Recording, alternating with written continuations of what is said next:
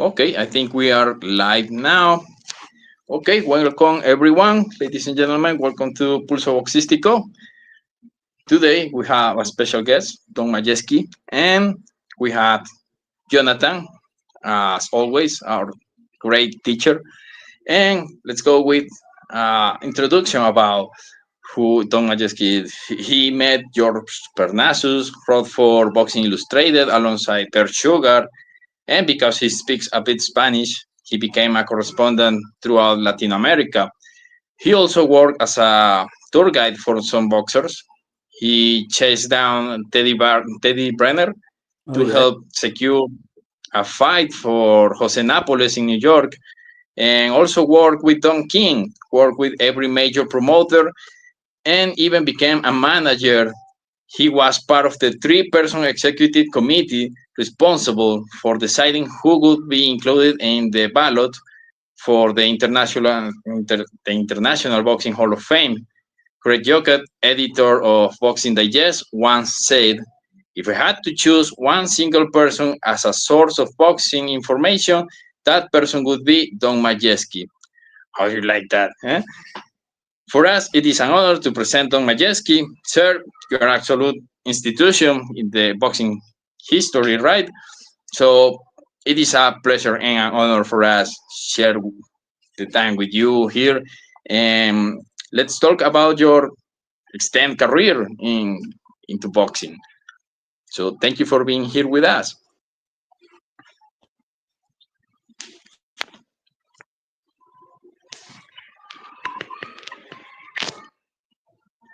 Oh, Se John, se nos congeló, fue. se congeló. A Sí, ver, bueno, para la audiencia hemos tenido algunos technical issues durante la última media hora. Esperemos que vuelva Don Majeski. Explícales un poco mientras vuelve una sí, breve claro, explicación de quién fue Don claro, Majeski, quién ha sido Don claro, Majeski. claro. Sí, para todos los que nos están viendo, Don Majeski podemos considerarlo como el último gran historiador de Estados Unidos, porque prácticamente ya todos, pues, ya fallecieron, la gran mayoría. Él tiene 73 años de edad y ya regresó nuevamente al escenario. Okay, sorry about that. I don't know what's happening here with me today, but No problem, no Maybe problem. it is the call. it must be me. I don't know, but anyway, sorry. Okay, so some questions. Let us know a bit about how you got started in boxing. I have seen some of your interviews, and I understand no one in your family was related to boxing, or there were no boxing fans in your family. You just started on your own, developing the passion for the sport, right?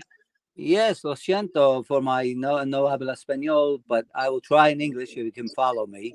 Yeah, I had Oh, nothing, no interest. My family had none. I wanted to be a zoologist as a boy. I didn't have any interest in boxing. The first time I listened to a boxing match was on the radio, and it was then Cassius Clay versus Sonny Liston in Miami. And it was a clock radio, small radio we had in the bedroom. And I remember listening to that. And then they had a television special about Joe Louis. And I had a little bit of interest there. And then I remember following a bit of the fights with the rematch with Ali and Liston and Ali and Patterson, again, listening on the radio. And the first boxing match I ever went to see was one in the Shea Stadium Baseball Park between Jose Chegui Torres and Wayne Thornton for the light heavyweight title. And that was in 1966. I was 13 years of age. My mother had to take me because in New York at that time, if you were under 14, you couldn't go to boxing. It was like going to see a dirty movie or something like that, or going to a bar. So they wanted to keep out children. They thought it was a bad influence. So I had to beg and plead with her to take me. And I went. And then after that, I just became a fan, reading about boxing and following it in the newspapers. And we had a boxing club in New York at the National Maritime Union on 14th Street in Manhattan. And it used to run boxing cards every week. And then, of course, we had Madison Square Garden on a monthly basis. And from there, I became a fan and started going to the fights. And then I used to write letters to the matchmaker at the Garden, Teddy Brenner, and to Harry Markson, who was the director of boxing. Make this fight, make that fight, make this fight. And some friends I ran into at a show in 1968, and there was this Malcolm Flash Gordon who did programs, and Johnny Bosdahl who became an agent, and a fellow Jack Obermeyer who was a rabid boxing fan and a writer for boxing magazines, and we hit it off. We were all young at the time, and from there on, I just picked up, and I got fortunate to go on a vacation to California. And Flash, we had programs we'd sell at Madison Square Garden for 35 cents, and I would get 15 cents of each program and buy a ticket for the fight. And I went out to California on vacation, and he wrote a letter to George Parnassus to give me a press pass for the Oliveras Lionel Rose fight. And I wrote up a 12-page story. And next time I went out for Montequia, Annapolis, and Lopez, he put me right at ringside, and I've been hooked on boxing ever since. So it's been my entire life. Wonderful, wonderful. So I'll do a quick translate for the audience, because we have also a lot of Spanish people, Yes. Spanish speaker in the audience, right? Entonces, lo que nos decía aquí Don Majeski era que sus inicios en el boxeo fueron con pelea entre Cassius Clay y Sonny Liston, right? Sí, yes. Y la escucho por la radio, y también en ese momento estaban pasando en la televisión un especial de Joe Louis, y ahí fue donde inició el interés por el boxeo, que de momento, en el principio, no estaba como en su mente dedicarse al boxeo 100%, pero ahí fue donde despertó el interés, ¿cierto? Más adelante, su mamá lo tuvo que llevar a una pelea porque teniendo 13 años nada más, no le permitían entrar a ver una pelea, era como algo que no estaba permitido para los niños, como decía Don, era como ir a ver una película sucia o algo así. Bueno, más adelante tuvo la oportunidad de escribir cartas a George Parnassus, y para, digamos, concretar estas y aquellas peleas, y así fue como creciendo y abriéndose camino en el deporte. John, si quieres comentarle rapidito a la audiencia quién era George Parnassus. Claro que sí, George Parnassus era el mejor promotor aquí en México. Él ofreció peleas para José Becerra, para el Ratón Macías, John. para José Nápoles, para Último Ramos. ¿Me escuchó? Sí. Sí, ok. Y digamos que fue el principal promotor en cuanto a peleas de los mexicanos. Era el principal promotor en Los Ángeles también, en el foro de Inglewood. Es el papel más importante que era de la costa oeste, George Parnassus. ¿Tienes algo de interferencia, John? Continuemos. Ok. Continúa si... You're freezing a little, John. Okay, let's keep going. Okay. Adelante. Go ahead. Adelante.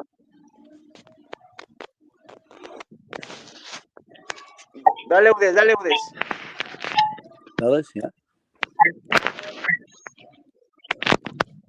No, te perdí, John. Are we losing? We're losing somebody. Did we lose John?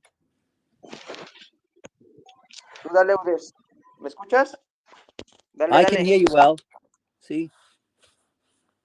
Okay.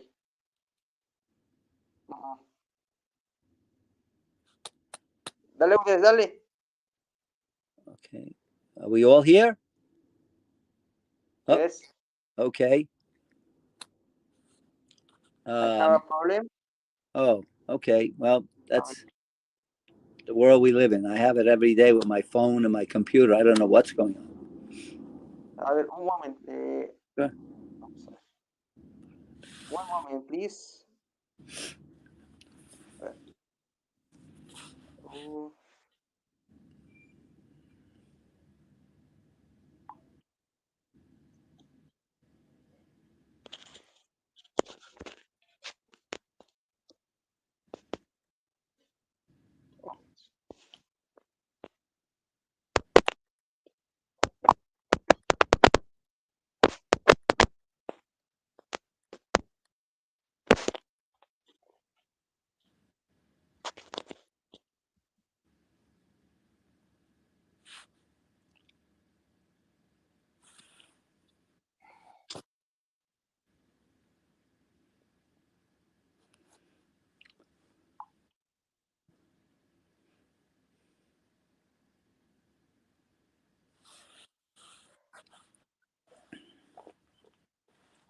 ok. ¿Me escuchan? Sí, ahí Se estoy. escucha bien. Ah, ok, perfecto.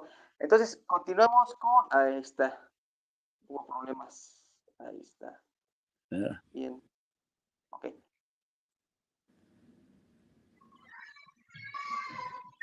Okay. My God, I'm sorry. Dale, All right, dale, que... I'm back. Dale, tú dale. Okay. I'm so sorry, Don. Okay, so some anecdotes you would like to share with us about the process of being a writer for boxing? Well, you know, I was very fortunate that I was young and I spoke very little Spanish. And 50 years ago, 55, very few people spoke English in some semblance. I would carry a dictionary around with me and Spanish English, and I look in it. So my Spanish is word for word. It's not very good grammatically or in terms of the syntax. And I got a chance with Bert Sugar to become the Latin American correspondent for Boxing Illustrated. So before they become big stars, you know, I was able to see Carlos Monzon and Victor Galindez and Roberto Duran. Jose Napoles was another early idol of mine. He and Sonny Liston were my favorite fighters. And as a result, I became a very good friend of Kuko Kandi, who also was very helpful to me in my career. Again, I was just wanting to be a writer then. I wasn't in the business, but he was a wonderful human being and a terrific person. He and George Parnassus probably were the two people I most admired early in the industry. So I got to see them. I got to go to the Ali Foreman fight in Zaire. That was one of the big highlights, everybody said. And then Ali Foreman Frazier in Kingston, Jamaica, and then the Foreman Norton fight before the Ali match in Zaire, the one that took place in Venezuela. So it's I've been very fortunate as a journalist to get to see, you know, some great fights over the course of those years I came in. It was a wonderful era. It's a second golden era. I know everybody thinks the time in which they were young, in their formative years, the 20s, and just becoming an adult, that they were always the best. But that era with Ali and Frazier and Foreman and Bob Foster, Monzon, Montechianapolis, the beginnings of Duran, the end of Laguna, Ruben Oliveras, it was just a blessed time. Plus, you had big fights in Madison Square Garden on a regular basis, big fights at the Forum in LA, big boxing matches at the Olympic in Los Angeles. The casinos hadn't come into boxing yet at that time. So you had all this great homegrown talent. Philadelphia with Russell Peltz, Mexico City had its share of great fights, and places like, I remember going to Monterrey, where was seeing the Rafael Herrera and boxed Rafael Herrera, Rodolfo Martinez fight, which for the WBC title, terrific match. I mean, so there were big fights every place. Monzon and Griffith in Argentina. It wasn't just confined to casinos, which I think was better for boxing and better for the fans. That's great.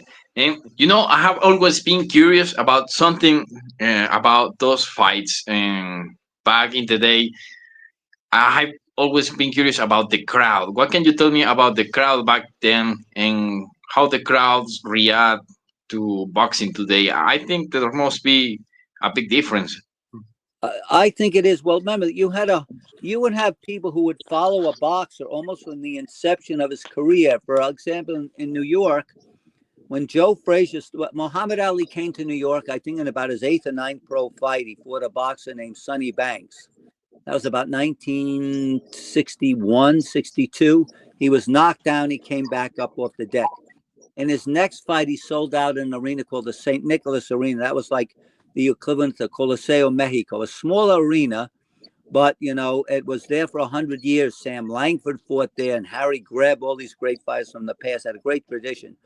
And he beat a fighter named Billy Daniels. So every time he fought, he got a bigger crowd because people knew him.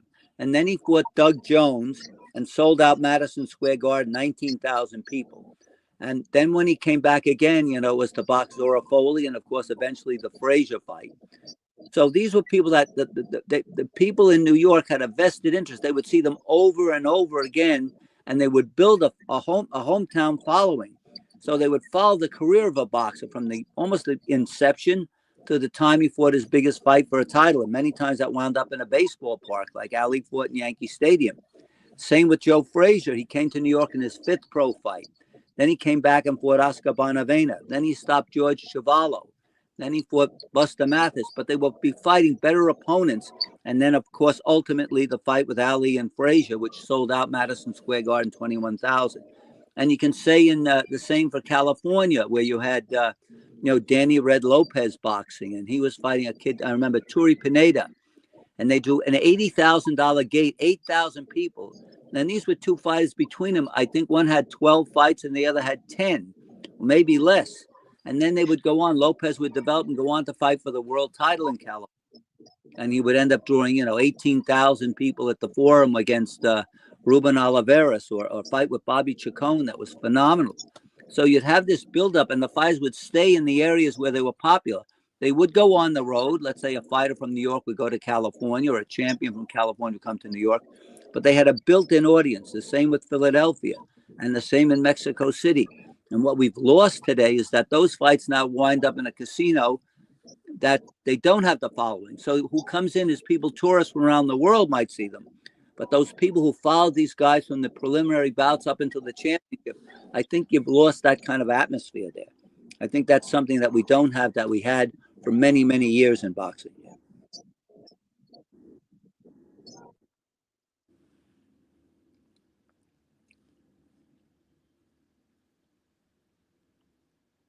Oh, I think we're losing. Did we lose the sound again? Something happened.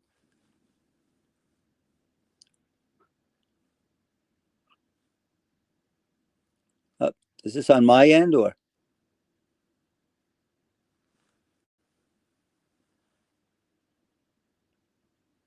Oh.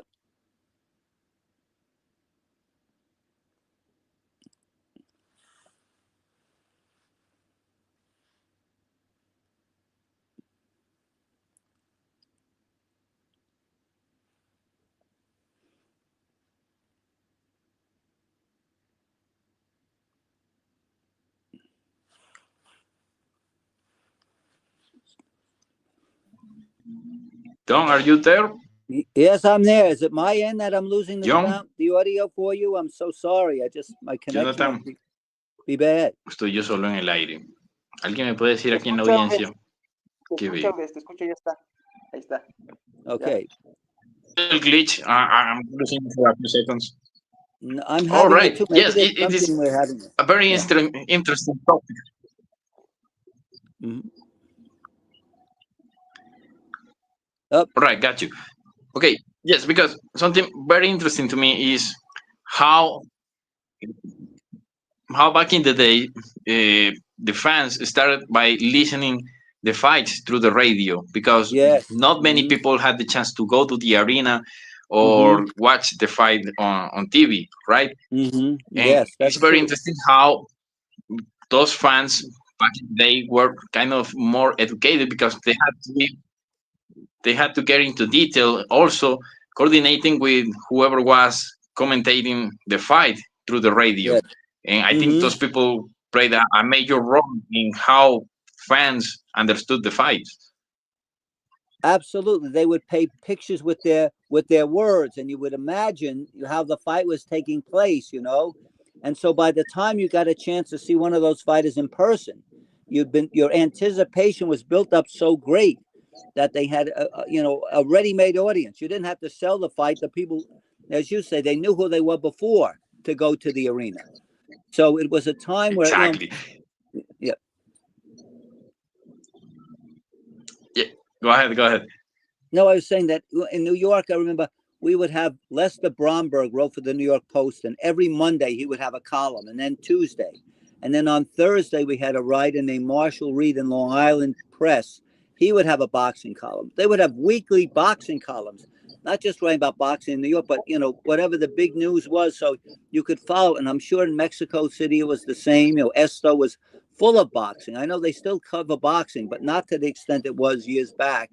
We've lost something. I know there were weekly shows at with the in the Arena Mexico, and I don't believe you have that anymore. You know, the Luderoths, Eladio Flores had weekly shows there, in addition to big shows that other promoters would stage. So there was a continuity that we had that we've lost. You know, you still have it on TV, but the arenas in the local big cities, Mexico City, New York, Philadelphia, even Las Vegas ran a weekly show. In Los Angeles, that has stopped, and that's hurt us. But it was, again, that was the last of that era, probably coming into the turn of the 20th century, 21st century, I should say.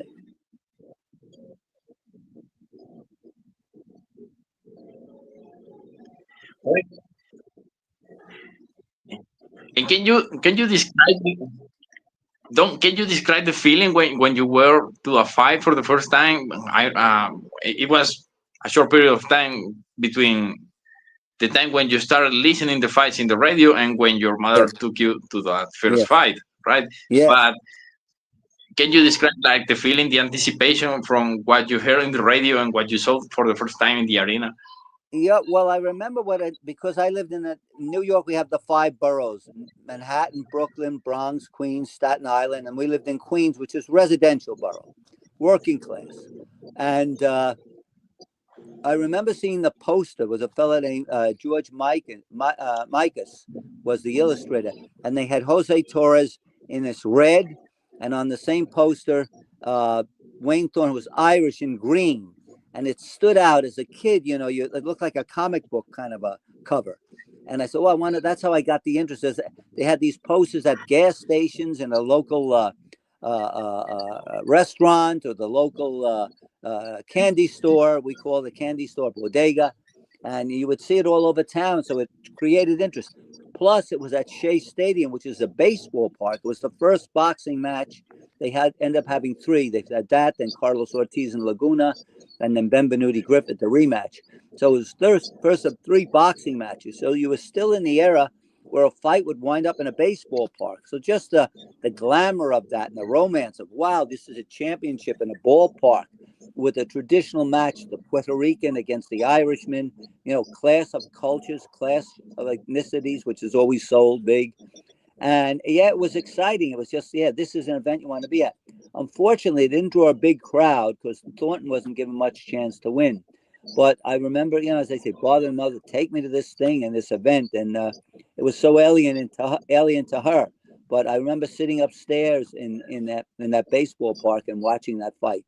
And then from there, I remember vividly going to the Ali Frazier first fight. It was an incredible experience. Yeah. Amazing. Yes, yes, I cannot understand because I remember when I was a kid. Sorry, John. Adelante, John. See, I have a question. Here in Mexico, Nápoles and Ramos were idols. So yes, Cuban boxing has always been very important in the United States. Kid Chocolate and Kid Gavilan were stars, but we also know that Mandrilla Nápoles was their idol. What can you tell us about Nápoles? Do you have any docs? And Cuco Conde offered Nicolino Lochea fight against Nápoles outside of Argentina. Yes. Cuco Conde said it would be very difficult to win in Argentina. Yes. Do you know anything more about this? Well, I know that was a fight that was, you know, anticipated. I know George Parnassus tried to make that in Los Angeles at the Forum. And Loche was, it's interesting. When Loche was fighting, the consensus of the...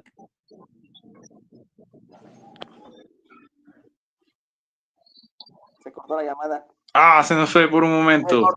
Se cortó. Televisión en vivo, mi gente. Estamos haciendo todo lo posible por ustedes.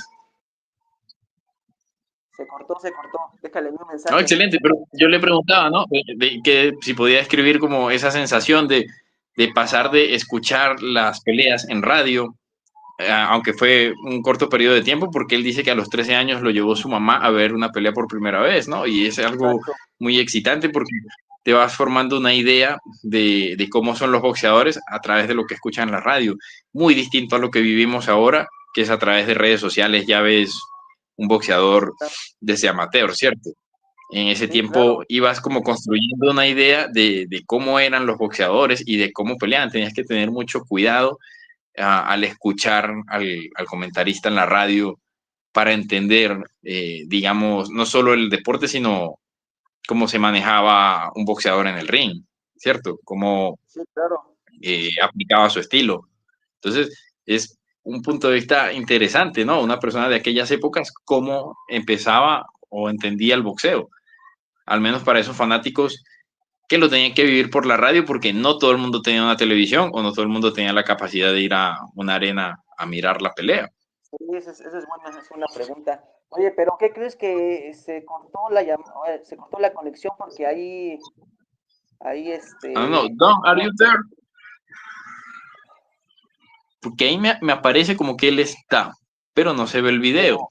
no, ya le I envié don't see you mensaje in que se camera, but... cortó. ¿Qué pasó? ¿Qué pasó? Chip connection, güey. Y ya nos iba a comentar de lo de los Shea y Nápoles, ¿por qué no se dio la pelea? A ver, pero bueno, ya. Ahorita que ¿qué hacemos? ¿Nos salimos o qué? No, esperemos que vuelva. Puede que haya un problema de señal también por allá. Puede ser. Sí, estuvo muy bien esa pregunta de la radio, ¿eh? Bastante.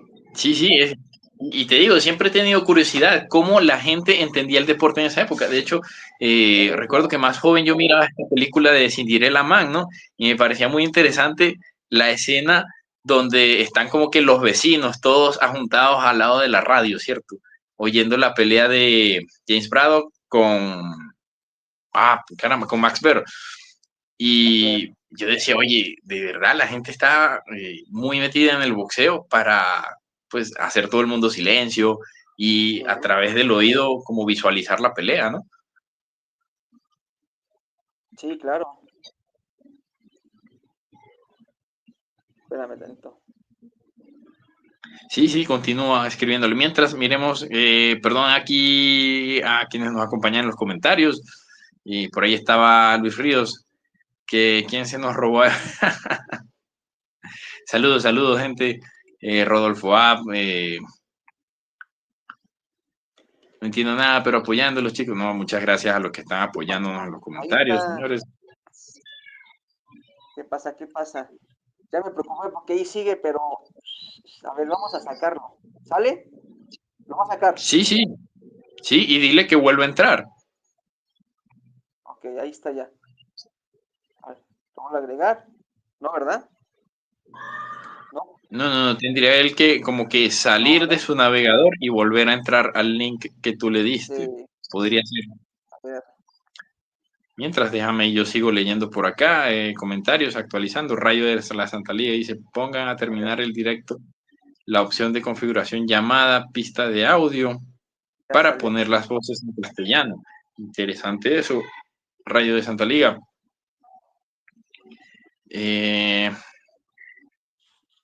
¿Quién más dice por aquí?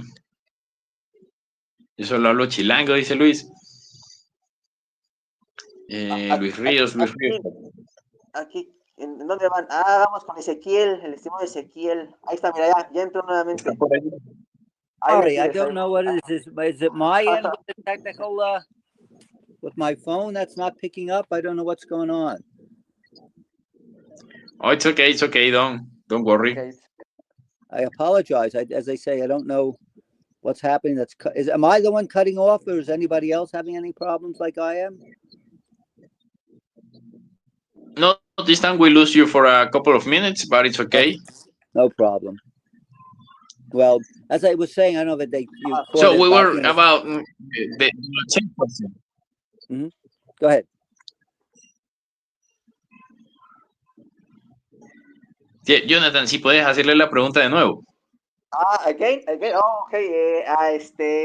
Do you know anything more the fight in Nápoles with Loche? Yes, we were saying that they tried to do that fight a number of times. Nápoles' manager, Cuco Khan, as you mentioned, didn't want to go to Argentina because the reputation there is that Loche could never lose. You know, he fought 2 draws with world champs at the time in the lightweight division, Laguna and Carlos Ortiz, and they were happy to get out of there with a draw. They didn't lose their titles because they were non-title fights, but I think they were reluctant because he had a style that was unique and appealed to the Argentine people, but not to many others. And they knew, and he was such a great attraction, they didn't feel it was worth it for him to come and fight Napoles in California. So unfortunately, the fight was never done. I think it would have been a great fight. I think Napoles, though, was a greater fighter than Loche was, because he was multi-dimensional. He could box, he could punch, you know, he could counter punch. And Loche was just a magnificent boxer with a style that the intocable, they called him, because he would duck by inches and miss a punch and follow back. But he had a very low, he had more draws in his career than he had knockouts. So he's not a knockout puncher. And then that wouldn't have worked with Annapolis, you know. I don't think he would have been able to beat him. But it would have been a great fight if they would have found a neutral place for them to box. Yeah. Adelante, mi estimado Eudes. I think today you would have done it because we have big international television money. They could have gotten millions, and that would have compensated them. All right. So, okay. So, you think? Oh, are we losing the sound again? I don't know. So, seeing Loche, do you think Loche was with that style, because he was really good, right? But yes.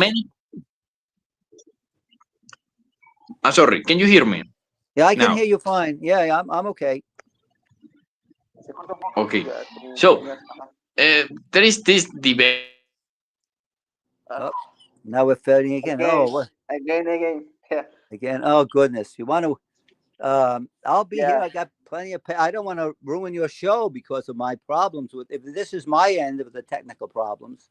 No, it's okay. We are again. Mm. All right. Yes. Yeah, I see your face. All right, there you're back again. Yeah. Come back, this.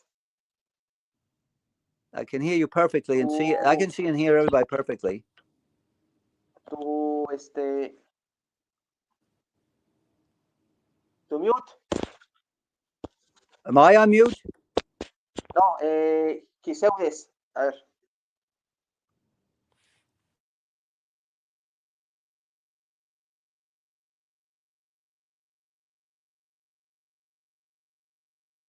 Hold on. Now it shouldn't be. Am I okay now? Yeah. Okay. Boy. It's okay. And now you can hear me. I'm so sorry. Okay. Yeah. No, I'm all right. I can hear you now. Boy. Okay, so there is this debate in the air about Nicolino, because many people say he was great and ahead of his time with his style, and many people say he had a kind of easy mode career. So what do you think about that? Was he ahead of his time, or kind of take it easy career? Yeah, I think he was a victim of his own success. He, he was so popular in Argentina. As I said, he was a greater attraction than Victor Galindez, than Acavallo, than Monzon. He would draw 20, 21,000 people. So it was behooved them to their advantage to keep him in Argentina, not just to protect him, because he was such an attraction. And nobody could offer him the same kind of money to go out of Argentina as he was getting to fight in Argentina. So the world didn't get a chance to really see and appreciate him. I think his reputation international, because of the internet and people seeing him on YouTube, has grown a lot more. Because when I was following Loche, we didn't have any internet. You had to wait for a film. Very rarely got a chance to see him. Maybe they would have the Spanish language television show would show a clip of him. But you never got to see Loche. You only could read about him in the Ring magazine or a newspaper report. So you never knew how good he was because you couldn't see him, and you would see all these wins by decision. So his reputation has gotten better. I think he was an outstanding fighter. He was a great fighter. I once asked who was the greater fighter, Loche or Dulio Loy, who are similar, had fought similar careers. They both had won over 100 fights. Nearly all of Loy's fights were taking place in Italy. Nearly all of Loche's fights were in Argentina. And Ortiz said to me that Loy was the better fighter. He said, Loche, that guy, oh, he ran all around the ring, made it difficult to fight. But he told me that, in his opinion, and he had fought them both, that Loy was the better fighter than Loche. And then the reputation was you couldn't go to Argentina and get a decision over Loche because of the style, and it was very difficult for people to lose. So, but in retrospect, he fought and beat everybody. He beat Joe Brown, he beat Eddie Perkins, he beat Morocho Hernandez, he beat Cervantes in Argentina. He fought all the top contenders and beat them, with the exception of Montequia Naples in that weight class. He fought the draw with Laguna and Ortiz. Although they both felt that the fight wasn't held in Argentina, they would have been the winners. So he was probably underrated in his time, but probably a little overrated now. But now that people can see him, yeah, had a remarkable style. But I think a lot of guys like Laguna and Annapolis and Ortiz, three of the greatest fighters ever lived, were better than Loche. But Loche was an outstanding fighter. Outstanding. That's great. It's great to hear it from you because you were there, right? And you know, it kind of clears the air a little bit. Yeah, it Decías worked algo, Jonathan? he didn't fight enough outside. He he never fought in the United States, and I think that hurt his people evaluating his career. All right. And tell me something. From back then, which are your favorite fights? Favorite fights you saw yeah. Well, the greatest fight of my lifetime was an event was the Ali Frazier one. I think everybody of my generation who saw that fight will say the same thing. Just the anticipation was amazing. Hagler Hearns was a great fight I was at. I remember that. Because of the atmosphere and everything else, the Foreman, while it wasn't a great one of my fight, favorites too. Right? Yeah, Foreman and Ali and Zaire. A fight I saw in Mexico City, I mentioned it earlier, was in Monterrey. Rafael Herrera and Rodolfo Martinez, to me, was a terrific fight. One of the best. There was a fight in South Africa with Romeo Anaya and Arnold Taylor. Was another great fight. There have been so many over the years, but those are the ones that probably stand out as much as any that I was particularly at, and I was able to to sit ringside and be there. Mondo Ramos and Chango Carmona was a very exciting event. It was in the LA Coliseum, and that goes back to the point where you had a Mondo Ramos, very popular fighter in California, and he would be built up, fighting top contenders. And they had a fan base where he fought in the Coliseum. I think they drew like 30,000 people, he and Carmona.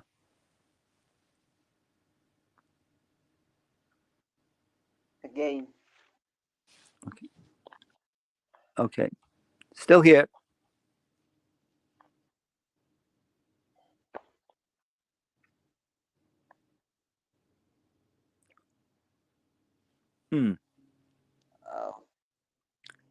Are we on? Are we losing ourselves? Something's happening here.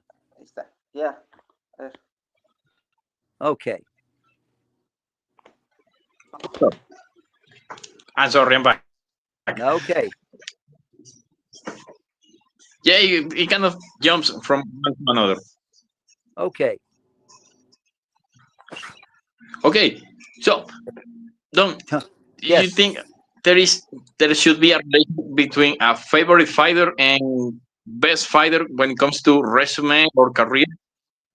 You mean? Well, I think you can have the difference. I think there's a difference between your favorite fighter sometimes and the best fighter. Sometimes the can best you hear me, fighter guys? is not the one you like the most. The most exciting fighter is generally somebody. I liked Joe Frazier a great deal when I was coming up. I think he was always exciting. You never had him.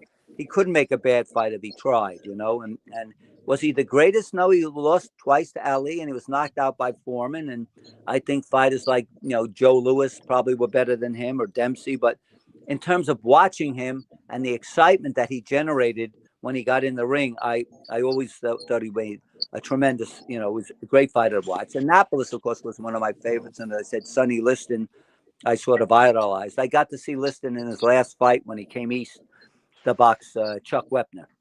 It was pretty one-sided, but at least I can say I saw Liston fight in the flesh. All right. Google. That's great. You know, and what a coincidence because Fraser. Mhm. Ya te doy, John. No, Well, it adelante, tú is dale. a big coincidence Tú because termina. Fraser is one of my favorites. Yes. Okay, Fraser is one of my favorites, if not my favorite, but I know Mhm. he's not the best boxer in Right. history, right? Right. We have this debate between Harry Greb and For sure. Louis and Henry Armstrong, Oh yeah. as the best fighter of all time, right? Oh But yes. when it comes to favorite, I Yes. feel it like a good pleasure when it comes to Joe Frazier because he's probably my favorite fighter of all time. Yeah, he. I'll tell you a great line with Frazier. I was doing an interview right before the first fight with Ali, and we were in a dressing room. He must have had 1,000 interviews, and there was a television company from Sweden, and the guys asked him, "Look, what will happen if you, well, everybody's talking about if you win? What do you think will happen if you lose?" And Frazier had just finished working out, and his manager yanked him. They were sitting on the rubbing table, where the boxers get a massage after the workout. And he had a white towel around his neck. I've told this many times. And he sat there and he looked at this reporter and he said, "Look," he said, I'm not saying that Clay," he called him Clay can't beat me. I'm saying for Clay to beat me, he'll have to kill me. And I don't think he can do that. And he took the towel and he threw it at the corner of the room and walked out. And I said, boy, this guy's he's putting his life, he'll die before he loses that fight. And really, that's the way he fought that fight that night with Ali. If you remember, there's a point where he dropped his hands and just let Ali tee off on him, just let him have at him, and smiled after that, and then came back and knocked him down in the 15th round. But I think in retrospect, Frazier probably took more of a beating than Ali, although he looked like he broke Ali's jaw. Ali couldn't speak after the fight at the press conference. And but Frazier didn't fight almost for a year after that. But he put his whole life on the line. I think that fight was the end of Joe Frazier. I think psychologically and emotionally, there was nothing left for him to do. He had fulfilled his career. Yeah, that's a good point right there. Do you think if he didn't go through hell in that fight, he could have done better against Foreman? Probably. I think, we talk about their physical, fighters get older, they lose their physical strength, they lose their reflexes. But I think there are points also in a fighter's mind where mentally, Alex Mitteff, an ex-heavyweight fighter, was a good friend of mine, a bit of a psychologist.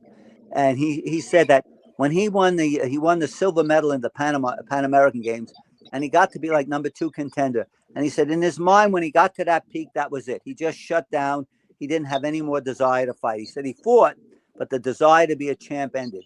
And I think when Frazier beat Ali, that's what he had lived with. Can you beat Ali? From the time he turned professional in 1964, all through his career, he was in the shadow of Ali, and he won the New York title, if you recall, with Mathis. And he said, well, you haven't beaten Ali. Then he knocked out Jimmy Ellis to win the Universal title and said, oh, you haven't beat Ali. So his whole life was that. And once he did it, I think he shut down mentally. There was nothing left. He went through the motions in those fights with Terry Daniels and Stander. I think he took form in the first fight for granted, but he had, there was nothing left. If he'd have retired after that Ali victory, I think his reputation was been much greater. But I don't think he had anything left to give.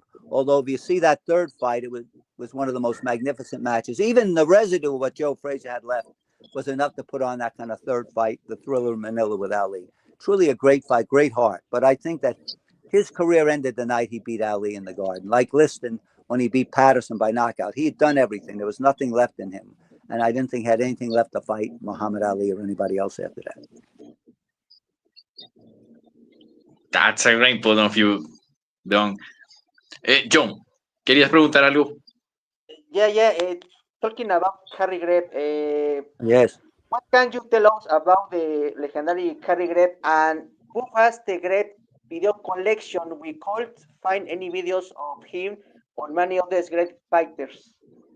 It's miraculous that in those, as it's explained to me, there are 3 fighters, and we probably all heard of them historically. Harry Greb, who had 300 fights or 299. Jack Britton, who was a great welterweight, and he fought 25 times with Ted Kid Lewis, a fighter from England. Maxie Rosenblum, who was a remarkable fighter. He had 300 fights. I think he was stopped twice. Fought everybody. They had 1,000 fights between them. They were world champions, well known. There's not one film that exists of any of them.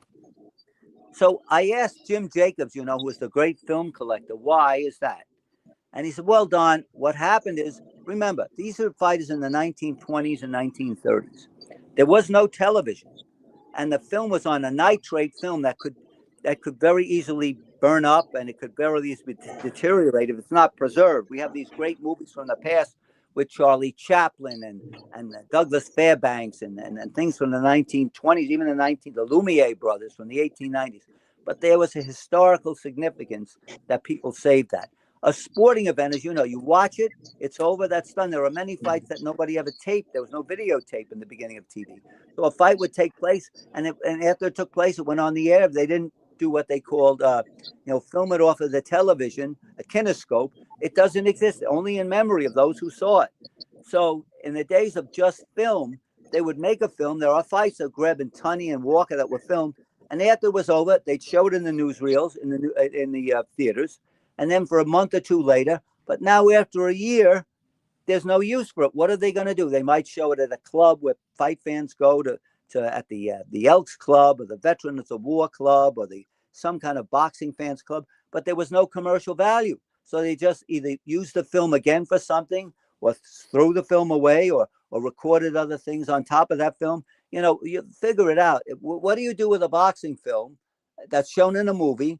It's lost its immediacy. It's lost, people know the result, and there was no reason for them to preserve it. They didn't think, hey, in 50 years or 100 years from now, this got historic importance. They were only in the immediacy. And at that time, remember, you had thousands of fights. New York State in the 1927 had 926 boxing cards. In one state in the U.S., there was so much boxing, the promoters just wanted to get rid of that fight, go to the next one. We'll put the film on film, we'll send it around the country, and we'll make our money. And when that's over, there's nothing to do in the future. We can't sell it to TV. There's no TV. And who's going to show a Harry Greb fight in a movie theater 10 years later? So unless it was a big heavyweight title fight, they just didn't spend the money to preserve it. And that's a shame because there's so much that is, is missed. Yeah. We're fans of Harry Greb. It's a shame that we can't say his fights. Do you think Greb is the greatest boxer of all time? Well, when if you take out the heavyweights and you got to figure Ali and Lewis and Johnson and Dempsey, Marciano, those guys, and the Foremans and Holmes. Outside of heavyweight, I like Greb. I like probably Harry Greb, Sam Langford, who fought from every division from lightweight to heavyweight, and Henry Armstrong. I think those are the greatest, what we call that saying, pound for pound, of any fighters that ever lived. I think if you look at their careers, it was unbelievable. I mean, just phenomenal. They just fought all of the time. And they also fought the best fighters in the world. They didn't just fight, this guy. I mean, Chavez is a great fighter. But if you look at the first 30, 40 fights of his career, he fought a lot of mediocre fighters. But later he fought the best. But the difference is that Harry Greb would fight the best. He'd fight them 3 times. He fought Gene Tunney 4 times. He fought Tommy Loughran 3 times. He fought Rosenblum twice. They would fight again and again. I think Langford fought Harry Wills 15 times. That's unheard of. Now, it's a different world, but the fact that they not only fought the best, but they constantly fought them again and again. They lose, they'd win, but all the time. I think those were 3 remarkable fighters. Yeah. Eudes, adelante.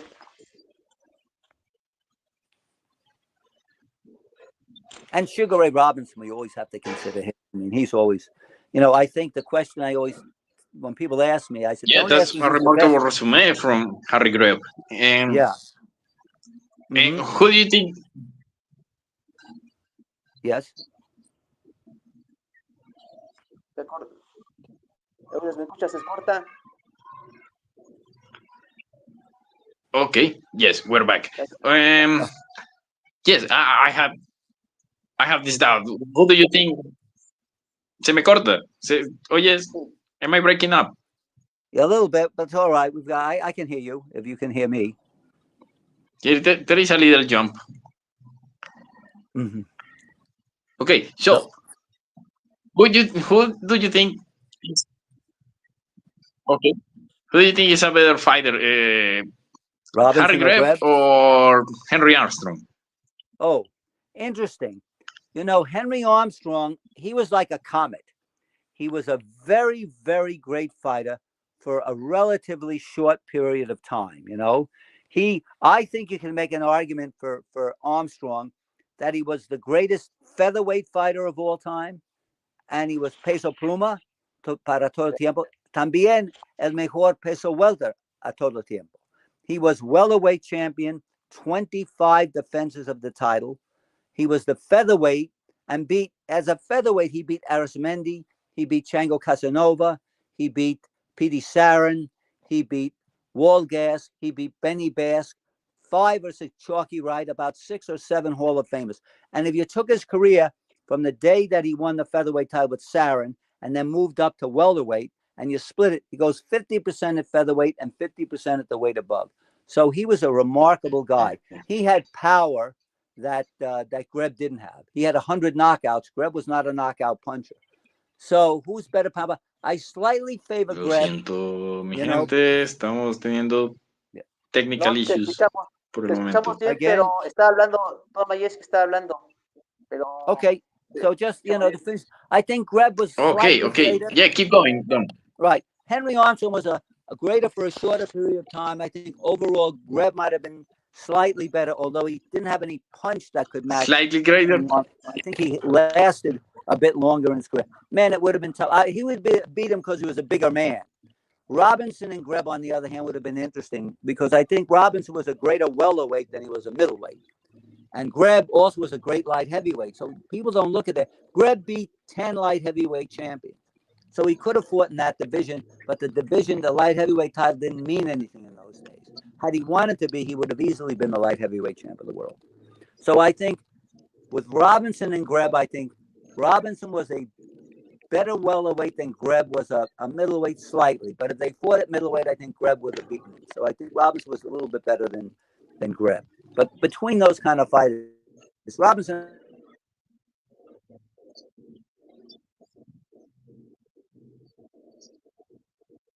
Majeski, ¿sí no Eudes?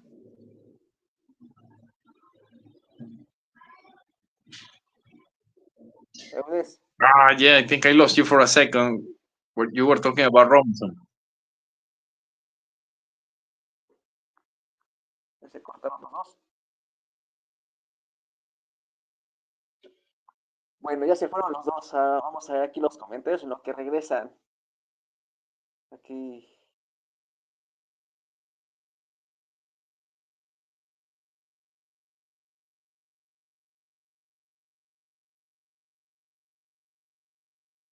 Vamos a ver aquí los comentarios.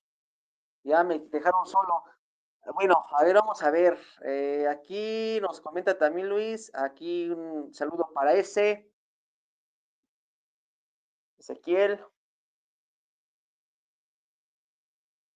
Para Rodolfo, para Rayo de la Santa Liga. Exactamente, ya se volvió a oír Eudes. Yo entiendo el inglés cuando lo leo, pero escucharon animales. Yo también entiendo un poco, mi hermano. No lo hablo, ahí hago la lucha. La verdad, me falta estudiarlo bastante, pero sí lo entiendo. No lo hablo, es el problema. Otra vez se nos fue Don Majeski, mi estimado Eudes. Oh, mi gente, I'm so sorry. Lamentamos tanto estos problemas técnicos que hemos estado teniendo hoy, pero lamentablemente con un invitado de lujo como Don Majeski, ¿no? Pero sí que hemos estado recogiendo bastante historia a lo largo de la entrevista. Y creo que ahí vuelve. Ya vuelve ahí, otra vez. Aquí está. Lo siento, no sé qué pasó. This is the 21st century, and it's like we're back in the 1850s or something like that. I don't know what's wrong. It must be wrong on my side. I don't know what it is, but I hope we're back for good. I don't know. It has been happening to me today throughout some other interviews. So, I don't know. Okay. It's okay. Okay. So, you were saying that you also like to put into this equation Robinson, right? Yes, I think Robinson was consensus the best fighter of all time. I mean, if you look, he had close to 180 fights. He was stopped only one time by a light heavyweight. That's unbelievable. And consider the opposition that he fought. The best fighters in the world for a period of almost 30 years. You know, he turned pro, I think, 1941.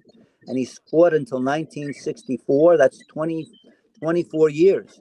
And again, fighting the best opposition. It was an amazing career. That's great. Yeah. It is one of those cases of quality over quantity, right? Because Greg had a ton of fights, but yes, he had 37 fights in 1 year. Important. Yeah, I saw that he had like 28 title defense in 1 year. Well, that Henry Armstrong, once defended his title 5 times in 5 weeks. But Greb had 37 fights in 37 peleas en cada un año. Incredible. It's a whole career in one year. Un carrera completo en un año. Exactly. That's something we don't get to see ever again. No, but yeah, it's interesting what you say about Robinson, right? John, tenías una pregunta por allí también. I have a question. Okay, the Walker Act reestablished legal boxing in the state of New York after 3 years. Imposed 1921. The repeal of the Fraudulent Act, giving what to the Commission of New York. Both these caused problems because for the New York Commission wants to monopolize boxing, and that's where a counterweight was created in the front of the AMIGO.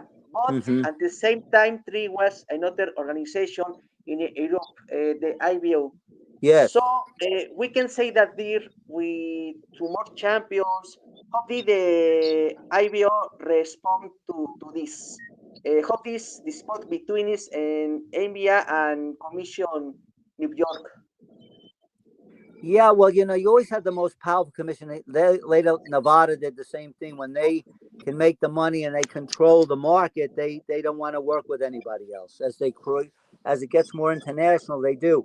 Yeah, look, American promoters wanted to control American fighters, and Madison Square Garden was the biggest promoter, and they had the biggest arena, and they had the biggest baseball parks, Yankee Stadium, the Polo Grounds, and the biggest city with the biggest population, and they could stage these big matches because the live gate was almost everything. And the TV, there was none, and the television rights or the movie rights was minuscule compared to the gate. So the biggest city is going to draw the biggest crowd. So they said we can go our own way. But it wasn't that often that New York had their own championship. They and the NBA pretty much saved it. In Europe at the time, the IBU, there were a lot of European fighters who weren't getting championship fights. We talk about Loche, where he was a victim of his success and didn't leave Argentina. And a lot of American fighters would not go overseas to fight, despite the fact they probably could make a lot more money. Joe Louis never fought defended the title in Europe, nor did Jack Dempsey. Very few heavyweight champions ever did. Jack Johnson did, and Tommy Burns did, and Carnera, who was an Italian, fought in Italy. But after Carnera was champion, he had defended his title against Paulino Uscada in Italy.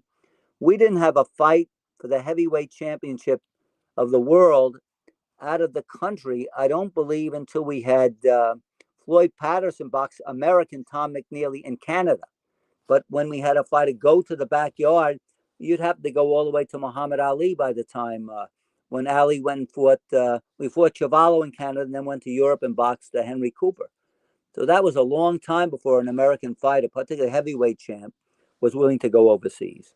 So it was difficult for a non-American fighter. Even Mexican fighters weren't getting their just due. Very difficult for the fighters to do it. The only ones who would are ones who were not good enough attractions to earn enough money here. Then they became globetrotters.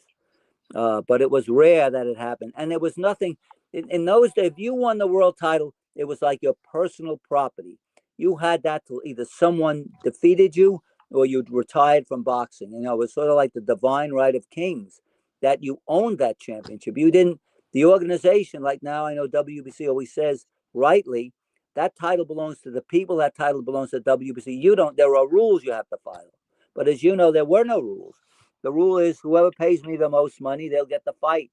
And if you're the best fighter, you're not the best attraction, you'll just have to wait for years. And that's what happened. There was no mechanism to give guys like, people like, Harry Greb, for example. He won his world title in his 160th professional fight. 160 fights before and he was a white fighter, popular fighter, but they, you know, they could avoid him, they would. And a lot of the black fighters, as much because of the race as because of their not being attractions, had a very hard time getting a championship fight. Okay. So the IBU was very good. They followed rules, whereas here it was, you know, you had the title until too much public pressure would get you to fight, or you gave it up.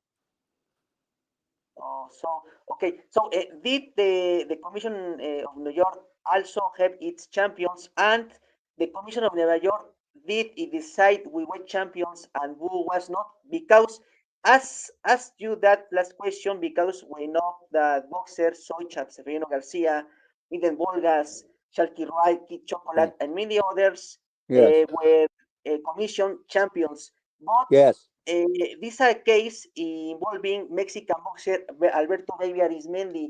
In 1924, he fought for the Commission of New York Championship against Mike Belois, who has a boxer beloved by the Commission. When Baby Arismendi won the Commission, named him only state champions, but not world champions. What happened? This case. There was a little confusion as to whether they were fighting for the world title or they were fighting for the state championship. What would have happened? I was thinking back to that case with Belois when he fought for the title. There was a lot of confusion. Let's see.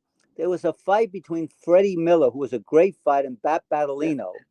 And when they boxed, Battolino, they alleged it was a dive that Battolino quit and gave the title to Miller. So the NBA in New York didn't want to recognize him as champ. He had to fight a number of fights. So both New York at that time, I think the NBA, they had two different champions. And then we had a situation, I think, where the Arismendi may have come up. We had a situation where there was a fighter, Joey Archibald, and he fought a non-title fight with Petey Scalzo, who was an American fighter, a New York fighter. And Scalzo knocked him out, and they wouldn't give the rematch.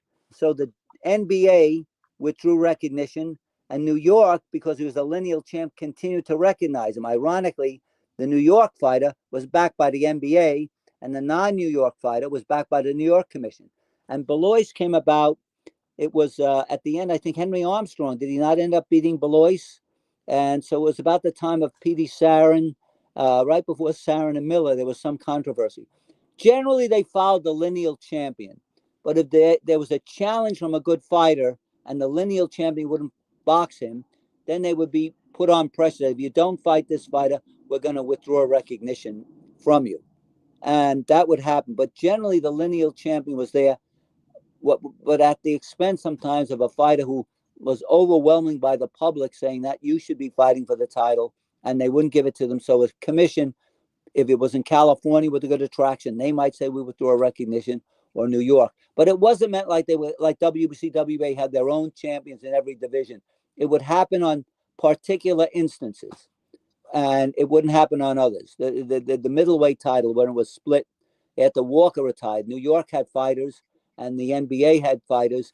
They both wanted to have a tournament, and if the boxers didn't agree to it, then they wanted to get a champion quickly so New York might rule. And that went on for about 7 or 8 years until they had a strong enough, fighters in NBA and New York for them to fight. That ended up being, I think, Tony Zale finally unified that championship. But it's more confusing than it looks. They didn't start out saying New York's going to have their own separate champs to everyone else. In the beginning, they generally had a consensus who was the champ, maybe who the Ring magazine recognized or who the press had recognized. And unless somebody either retired, there might be a competition, or there was an outstanding contender that couldn't get a fight, then they would withdraw recognition from the fighter and then give him the title. So it wasn't that they were setting up autonomous champions like the WBA or NBA, WBA, WBC do. It would come about where they would strip a title or create a title when there was a vacancy or when one of the champions just avoided the top contender. Okay. I had more doubts about this matter. The ring rankings began in 1944, and the NBA rankings began in 1928. What was the importance of the ring rankings when the NBA already had its own rankings? determine its world champions. Did the Commission Nueva York take the ring rankings into account? I think they did. I think most people probably, even in Europe, followed the ring. I think the NBA at that time was viewed much more as a political organization. For example, for boxing in IBU in Europe, they probably followed the Ring magazine ratings because they felt they were objective rather than much of the NBA. You know, I think the NBA, I don't say they competed with the Ring, was sort of a consensus and opinion that they thought, and they were not always objective. They could be also very biased, and more so maybe for New York fights because they were New York magazine. Their offices were in Madison Square Garden. So imagine them having ratings that went against Mike Jacobs or Tex Rickett. It'd be very hard to operate under that. But as I say, I think the NBA, they really didn't enforce a mandatory fight. It was very, very rare that they would strip the title. The featherweight title was wide open for a while, and as was the middleweight title. But generally, they had the same champs. And the ratings, you know, the public would demand who's the mandatory. They would follow, like we talked about how boxing was. You'd know who's the champ. The fans would write into the promoters, or the press would say, this guy is the best contender. He should get the title fight, you know. He's been avoided for so long. And they would sort of make the fight. And then, you know, you'd fight your way up to the top. You'd beat all the contenders. And there would be public demand for that fight. Not so much as saying, this guy's number one, he must get a fight. Well, maybe he's not deserving. He hasn't beaten the top fighters. So it was really earning that shot. And the public was so much more cognizant of who was who, that they would put pressure on the promoters to make that, you know, make the fight. Okay. So it is fair to say there were three champions at the same time, Don? There could be. Some of them could be the same champ. I mean, there's many. Most of the time, the NBA in New York and the IBO had the same champion. You know, they generally did. The IBO would go out there, and there was a time where they all merged together and said there would be a consensus on that. But the idea of having your own champ, that's something that didn't take place until, I remember very well when the NBA became the WBA. But the problem with that is after the war, after the 1950s, but when they started these organizations in the 1920s, there was basically the United States, Great Britain, some countries in Europe, not all of them, but primarily France, a little bit in the Netherlands, Italy, and as you know, Mexico, there wasn't that great. It was just really starting to be on the world stage in the 1920s. Panama slightly, Argentina a bit. The Orient, Asia basically didn't exist. Japan didn't exist as any boxing power. The Philippines, yes. So a half a dozen countries controlled 98% of the boxing. But when World War II, after World War II, in the beginning of television, there were more opportunities for fighters to box. The flyweight, bantamweight, and featherweight division firstly didn't exist in most of the United States, outside of states like California, where you still had a large Mexican population that would have provided those fighters. But the European American fighters got out of that. Europe became more influential, so you began to have a world body. But the NBA started that every state, like New Jersey had a vote, California had a vote, Nevada had a vote, Illinois had a vote. Some states, there were individual cities that were in Ohio. They never had a state commission. So Cleveland had a vote. Cincinnati had a vote. In Florida, Miami had a vote. Miami Beach had a vote. So 90% of the NBA was the United States. They decided in 1962, because the world had changed, because many of the champs in the lighter divisions were coming now from Mexico, from Japan, from the Philippines, Argentina, to say, we're going to call it the World Boxing Association. But the problem was they said, okay, you get a vote. So Argentina has one vote. But Arkansas, one state would have 5 fights a year, has one vote. Mexico, you have one vote. But Wyoming has one vote. Well, they have one fight a year. They had the same voting power as Mexico. England had the same voting power as Connecticut. So, of course, it was ridiculous. One state in the U.S. is the equal of the whole country. Rather than say, well, then each province has a vote. So the WBC came along in 63, said, wait a minute, that's not fair. we're going to make it a continental federation. So 2 votes for North America, 2 votes for Europe, 2 votes for South America, 2 votes for Africa, 2 votes for Asia, the Oriental Boxing Pacific. They gave England 2 separate votes because of the unique nature of it, which is fine. But, you know, they made it more Catholic. They made it more representative. But then you have, you know, so then the WBA got the opportunity in 1976. I remember when they took over the Latin American group with Mandy Galindez, and then it was Dr. Cordova. I said, okay, Panama has 7 provinces. How many provinces in distritos in Mexico? 20 or 15? They all get a vote. They all get a vote in Argentina. So they ran out of the real estate, and they said, now we're going to show it's based on, okay, each individual commission, not just 1 vote per country. While America gets 30 votes, we get 1. So they took it over, and that sort of changed it. And then the WBC, the first title that was split was a flyweight. I remember they came back. It was Baruni was champ, and Acavallo became champion WBA because Baruni wouldn't give him the opportunity. And then he came, Acavallo retired. They recognized Chinoy. And then when Salaverria lost the title and Borcasaur gave it up, they split the flyweight title. And it has, I don't think, been united since. And then a Mr. Montano from the Philippines, Loche, they ordered the champion Fuji to fight Rene Barrientos. Oh, no, not Rene Barrientos. It was Pedro Adigi. And he didn't want to fight him. He fought Loche instead. And they created their own junior welterweight title. And in the junior lightweight division, they ordered a fight at the box, was it Numata, I think, to box Barrientos. And he fought instead with Kobayashi, I think. And they stripped that title. So the junior divisions that didn't mean much in the U.S. were the first to start as autonomous champs with the WBC, separate from the WBA. And then they moved. The big move was, I think that put the WBC on the map is when they stripped the heavyweight title fight. They told Leon Spinks in the rematch he had to fight Ken Norton. And when he didn't, the WBC, they had a fight with Norton and Holmes for the title. And after he beat Norton, they said if he doesn't get the fight with Leon Spinks, Norton, the winner of Norton, Jimmy Young, would be recognized as the champ. So they declared Norton the champion after he had beaten Young, and Spinks refused to fight him. They got a lot of controversy because they said he's a retroactive champ. He got the title after the fact.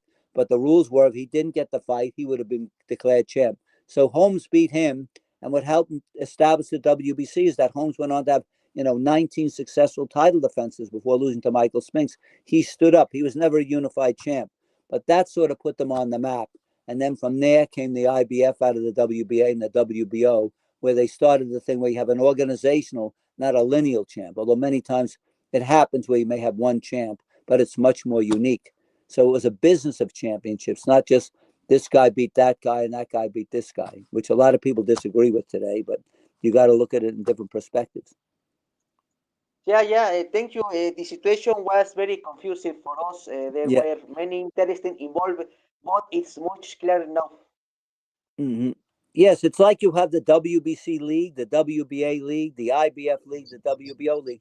It's great to have one champ, but also it's helped promoters to promote a fight. What we stopped doing is have these great fights between fighters that are not for the world title. I mean, some of the biggest fights, when Nady Brooks fought Raton Macias in Mexico City, they drew 50,000 people. Wasn't a world title fight. Arizmendi and Chango Casanova wasn't a world title fight. Many of the biggest fights in the United States weren't. You could make big fights, but now the fighters don't want to fight each other. That's a big problem we have now. You can't make these kind of fights unless it's for some kind of a title. And even then, it's very, very difficult to do. Yeah. And Kid Azteca, it's a great fighter. He's a great fighter. He should be in the Boxing Hall of Fame. And so should Chango Casanova, Rodolfo Casanova. Both should be on the Hall of Fame ballot. And they're two of the most underrated Mexican fighters that ever lived. And great, great fighters. I absolutely agree with you. That's where I'm going. And talking about Hall of Fame, since you belong to this committee, such an important committee of getting to vote who should go into the Hall of Fame, what do you think about the standard? Yes, go ahead. Exactly. And what do you think about the standard? Because it is a very demanding standard back in the day, right? But what do you think about the last 15, 20 years maybe, about the standard or the quality of the fighters that are being included in the Hall of Fame. Well, what do you think about that? They started the Hall of Fame in 1989, and there was a gentleman from a historian from Rochester, New York, and there was Hank Kaplan, the world's foremost historian, and then Herb Goldman, who was the editor of the Ring Record Book. And I'll tell you, we owe more to Herb Goldman to see how great Harry Greb was as a fighter than anyone else in boxing history. And I urge you, if you can get it, the 1986-87 Ring Record Book changed all those no decision fights of Harry Greb into wins. So he went from about 70 wins to 200 wins, and that's totally the response. That's totally at the behest of Herb Goldman, who did all this phenomenal research on these fighters from the 1910s. So anyway, when the gentleman from Rochester passed away, I took his spot on the steering committee for 25 years. And then about 7 years ago, Ed Brophy, the director, decided to change it, and he stopped having a steering committee. He just said you can put suggestions, and he made the final decision. And I again, I don't want to sound sour grapes, but I think he has now confused celebrity with fame and history with nostalgia. And the big thing is they've got to sell a lot of tables. So I think the quality went down. I really believe that in the modern fighters anyway, we should just have 50%. There's no percentage. They're putting in 3 fighters a year. And instead of saying you must get at least 50% of the vote. So the guys like Mayweather and Pacquiao, and when Canelo's available, he'll get 50%. But who won't get 50% is the ones you go down to the bottom on. Sometimes you'll have 3 fighters getting in the Hall of Fame in the modern category. And the top fighters, say Mayweather, will get 90% of the vote. And the third fighter, say somebody like Buddy McGirt, will get 12% of the vote. Well, he shouldn't be getting in with just because you can't pick an arbitrator and say 3, because you may have 2 great fighters who will get the vote, will get 90% of the vote, and the third one will get 10%. And conversely, you could have a year where 3 fighters can get 90% of the vote, or 4, and the fourth would be left off. So I think they need to go to just a strict 50% on the moderns. Then we used to put 3 fighters in from the old time category prior now to 1988. Now that's 1 fighter, and it's split between 1893 to 1943 and 43 to 88. So 100,000 fighters who fought in that category, they're down to 1 every other year, whereas the fighters who only fought from 1988, or really 93, after we retired 5 years, now it's 3, are getting 3 votes. So it makes, if the historian in the future looks at it and said, wow, these fighters who fought in the last 40 years must be 3 times better than those who fought 100 years ago, because they're getting 3 times as many in there. But it's been set up that way. So it makes people think that, wow, this guy's much greater than Kid Azteca or Chango Casanova or Peter Kane or many of these great fighters, Seferino Garcia from the years past, but they're just not getting as much opportunity. And I think this year you got Golovkin, who should deserve to get on the ballot. I hope he gets in. But the 2 others, I think they're as good as 40 other fighters. You're putting mediocrities in, and that's what we got to avoid. And unfortunately, I think you're going to have that situation.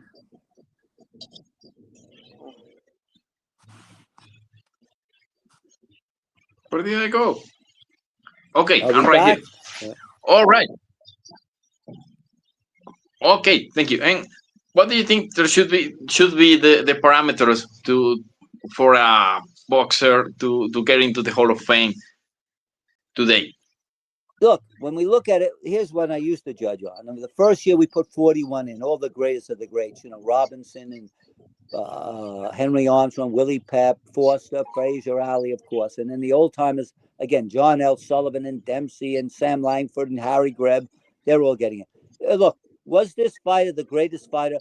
Could you make an argument he's the greatest fighter of all time? That should be easy. Well, would he be considered in the top greatest fighters of all time? Was he the greatest, most dominant fighter of his time? Was he the greatest fighter in his division of his time, the most dominant fighter of his time? And then I think they call the intangible. Did he do something that excited the crowd?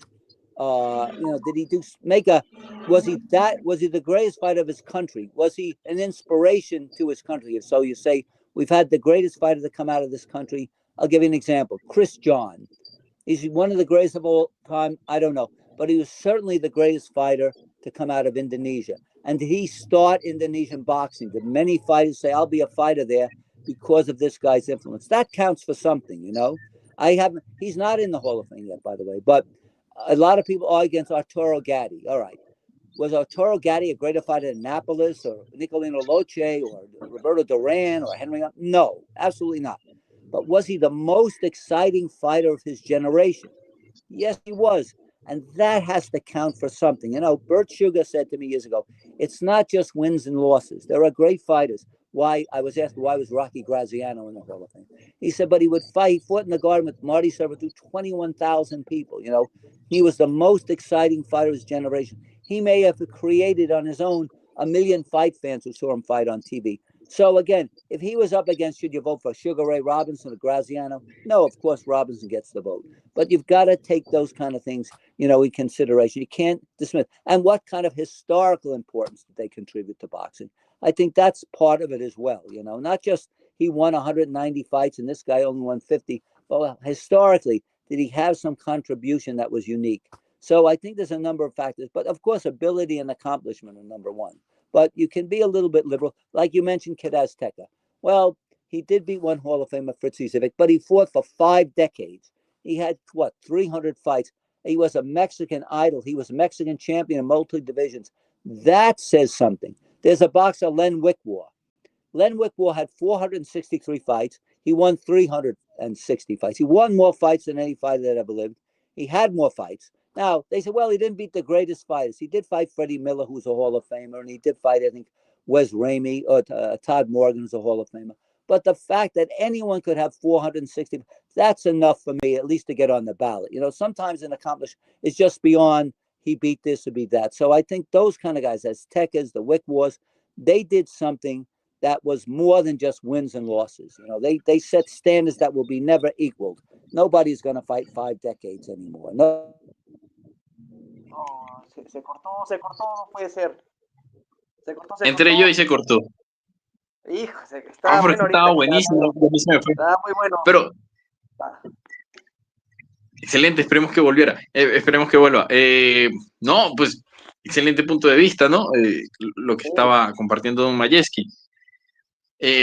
Puedes compartir porque yo me fui por un minuto, creo. Sí, no, estaba dando mucha información. Obviamente estaba explicando los parámetros que no son muy claros, sino que él dice que simplemente por votación, como lo hemos estado hablando también en esa parte. Ya volvió, ya. Sorry, you know, it's just I'm on my phone because the computer went down. So that's why I'm getting, you know, it's interrupting, and I apologize to you guys. We'll do it better if you ever deign to have me on again. If I don't drive you crazy, I'll do it. We'll set it up beforehand where we've got a good broadcast. But yeah, I mean, wins and losses count. Again, right, wins and losses count, but there's something, the intangible also counts. The contribution you made to boxing, to your country, to the fans. I think you consider that. Yeah. When I look of the Hall of Fame. Okay, and what do you think about today's fighters? Because guys. Mm-hmm. Are we breaking up again? Oh, go ahead. Se corta. Record. I can hear sorry. I think we're freezing up. Otra vez, John, por favor, adelante. Okay. When I look at the Hall of Fame list, in theory, they did something important, but that's not always. Vuelve a hacer la pregunta, John. Yeah. No, you listen me? I can hear you perfectly. Okay. Barry McGibbon is the Hall of Fame. There are boxers who are in. You mentioned Kid Azteca, Rojo Casanova. Includes Carlos El Morocho Hernández. He's from Venezuela. Yes. Same thing. What's the opinion this? About Morocho Hernandez? Yeah. Well, we've had him on the ballot for a long time. Look, he was one of the greatest punchers of all time. And again, he's the inspiration for Venezuela. Next year, we want to put Rafito Cedeno on the ballot. He is a guy who helped create boxing in Venezuela on the championship level. He promoted and managed Betulio Gonzalez, as well as Morocho Hernandez, as well as Lumumba Estaba, and so many other great fighters. Look, here's one problem with the Hall. What the Hall of Fame needs, I think in the modern boxing category, there's about 135 votes. I would bet you, I don't know the list right now, 90% of those voters are American. This is the International Boxing Hall of Fame. So you should have 20% being in Americans, but the other 80% should be around the world. Mexico has had as much boxing almost as the U.S. I'm sure you don't have 10 or 15 voters on there. Guys like yourselves, they needed to really reflect World Boxing International. That won't stop the best American fighters from getting in. But, you know, you mentioned the fights. Pancho Rosales is not on the Hall of Fame ballot. We had Eladio Flores, who ran the arena. Salvador Ludarov, who started the Arena Mexico and ran for many years. He was on the ballot, then they took him off the ballot. I mean, this is ridiculous. They had 10 years and you're off. We need more international voters. It needs more to be reflective of the world. And as I'll tell you today, United States does not dominate boxing. It is not what it was. It, you know, has money because of TV, but boxing is all the fighters. You look at the ratings, 60 to 70% of all the fighters are not Americans in the world ratings now. And the Hall of Fame does not reflect that. There should be much more nominees internationally, many more voters. That's the biggest thing. There are many, many more voters internationally, a larger percent of the voters. I would say the U.S. should have the plurality of votes. Out of 100, it should have 20, but it shouldn't have 80. That's wrong, you know, 100% wrong. And that's why you're not getting these great fighters from around the world voted into the Hall of Fame or nominated for the Hall of Fame. And particularly more so, the great referees, the great judges, the great promoters, the great managers, the great trainers and matchmakers who are not American. That's a terrible mistake they're making, and you lose credibility. Exactly. And regarding voting for the Hall of Fame, or when it comes to merit, right? Mm-hmm. Deserving. Yeah. And what do you think about today's fighters? Because I was having this debate the other day with some of the boys about, let's say, Tommy Hearn to become a champion. He fought almost 30 times, and you got guys like Crawford who are, I think, generational talent, but they have so few fights in each division, in each weight class, right? Do they make the cut? Is the resume today as heavy as back in the day with these guys like Hearns, Hagler, Sugar Ray Leonard, Durant, exactly. The friends of mine, we discuss this all. The business has look now. You've signed now, as I say, we have created the world championship business, and the business is to get your fighter to the world title without taking a risk. Before, the business was to get a world championship fight. You had to take risks. You had to say it's like the two gunfighters in the Western. You know, the two last men standing in a duel. You and me were that. We killed everybody else. We beat all the opposition.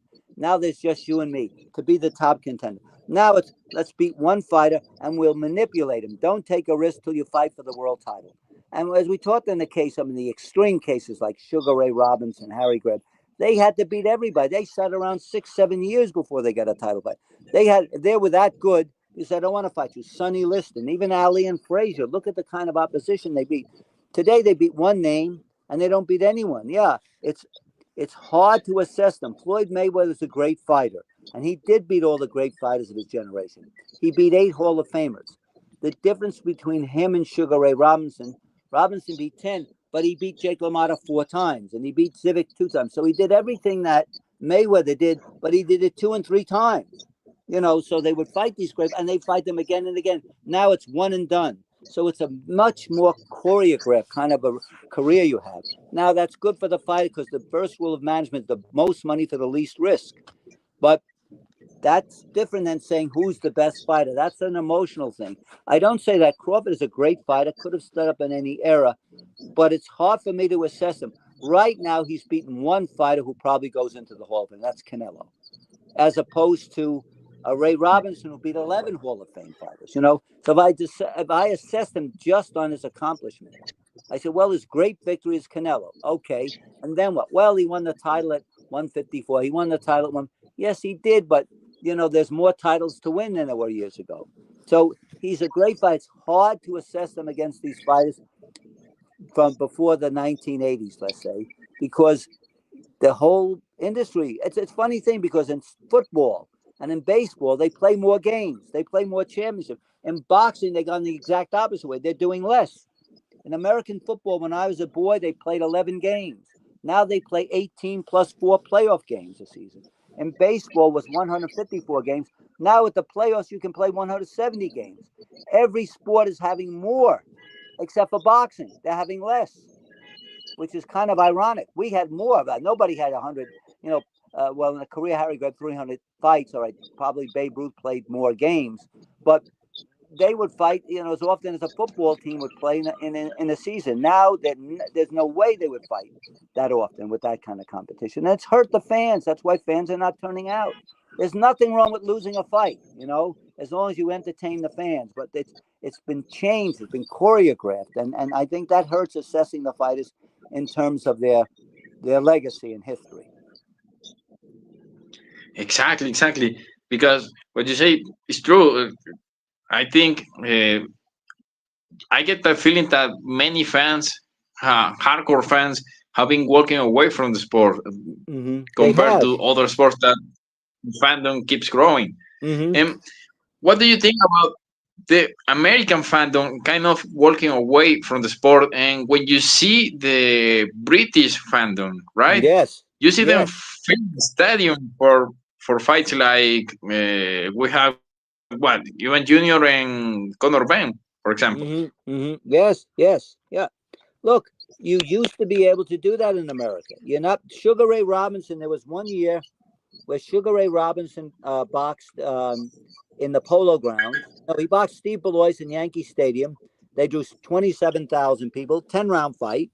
And a week later in the Polo Grounds, where the Giants used to play up in Manhattan, Rocky Graziano boxed, and he drew 27,000 people in a non-title fight. George Parnassus, the largest indoor gate at one point in the California history, was the rematch between Ruben Olivares and Rafael Herrera. And the semifinal was Chucho Castillo against Enrique Pinder. And I think Rodolfo Martinez fought a third 10-rounder. There was no world title fight on that card. They drew 19,000 people in the Forum. I think like $400,000 gate, which would have been like $4 million today, with not a world title fight. But the people wanted to see that rematch of Oliveras and Herrera. They didn't care it was for the title. It's inconceivable that people would do that and make a fight like that today. Inconceivable. And we've lost the plot in America. You just don't. And then, look, there's a new man there, Turk Ali Sheikh. Is he good or bad for boxing? Well, he's making these incredible fights. He made Canelo and Crawford. He's now making Shakur Stevenson and Teofimo. But these fights are losing tens of millions. If you have a situation where to make a fight, someone has to lose $20 or $30 million, it's wonderful for the fan. It's great that we're getting the fight, but it's insane. It's the fighters have gotten to the point they're so greedy that the only way they'll fight is somebody loses money to subsidize them. That's crazy. That's an insane business plan. These fights all should be made, but I don't know. I don't know the mentality. You've talked to fighters that they don't want to fight. I don't know why. That's their job. Go out and fight. Go out and let the public see you. Look at Chavez. He was a world champ. He'd make $1 million in a fight, and then he'd fight a 10-round fight in Culiacan or Guadalajara or Mexicali just to be in front of the fans. It wasn't the hardest fight, but he was there in front of the people. You never, ever see that again. You never see it. Terence Crawford is the best fighter in America. I'll bet you of Americans, 300 million, 290 million people couldn't tell you who he is. 295 million people. Nobody couldn't tell you who Jack Dempsey was when he was champ, or Sugar Ray Robinson, So why? We've done this to ourselves. It's terrible. I don't know. The fighters have no pride in being a fighter, so go out and fight. You're not going to make $1 million or 10 million every fight, but get out there and let the people see you. And the promoters don't promote that way. It's a very bad. I sound like a cranky old man, but I'm mad not because of boxing what it was, but what it still can be. That's what I'm saying. It can be like it was. Like Trump says, I don't agree with anything he says, but make it great again. Make boxing great again. That should be our theme in the boxing today.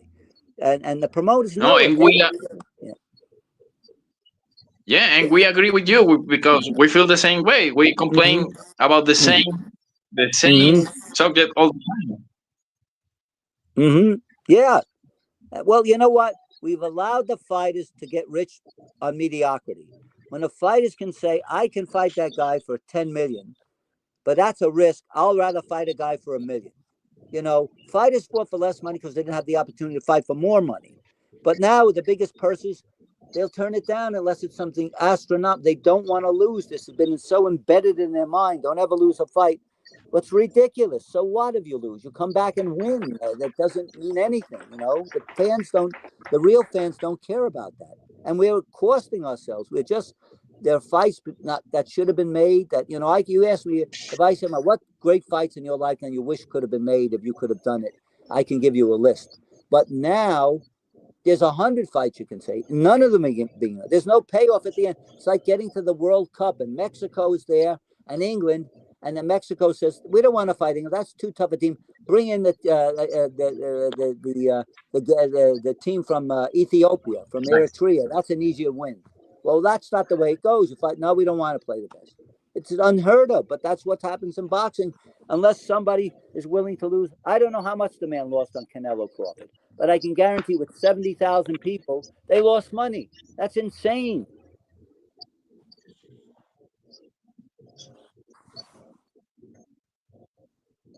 And again, I'm speaking as a frustrated fan, not as somebody say should, you know, we had it in this state. It can still be the same way, but nobody seems to want to. And also, I think from a good rivalry. Mm-hmm. All right, well, we're losing our sound. Yeah, again. And what you mentioned about these undefeated fighters, right? Mm-hmm. From a good rivalry and a competitive fight. Yeah, absolutely. Sorry. Mm-hmm. Again, the break. Oh. Okay.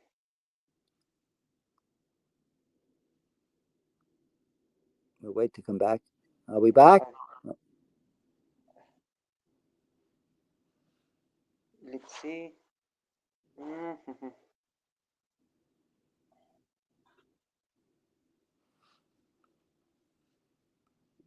Yes, okay.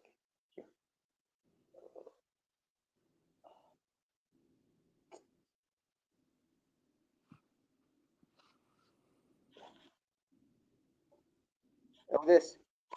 Hi.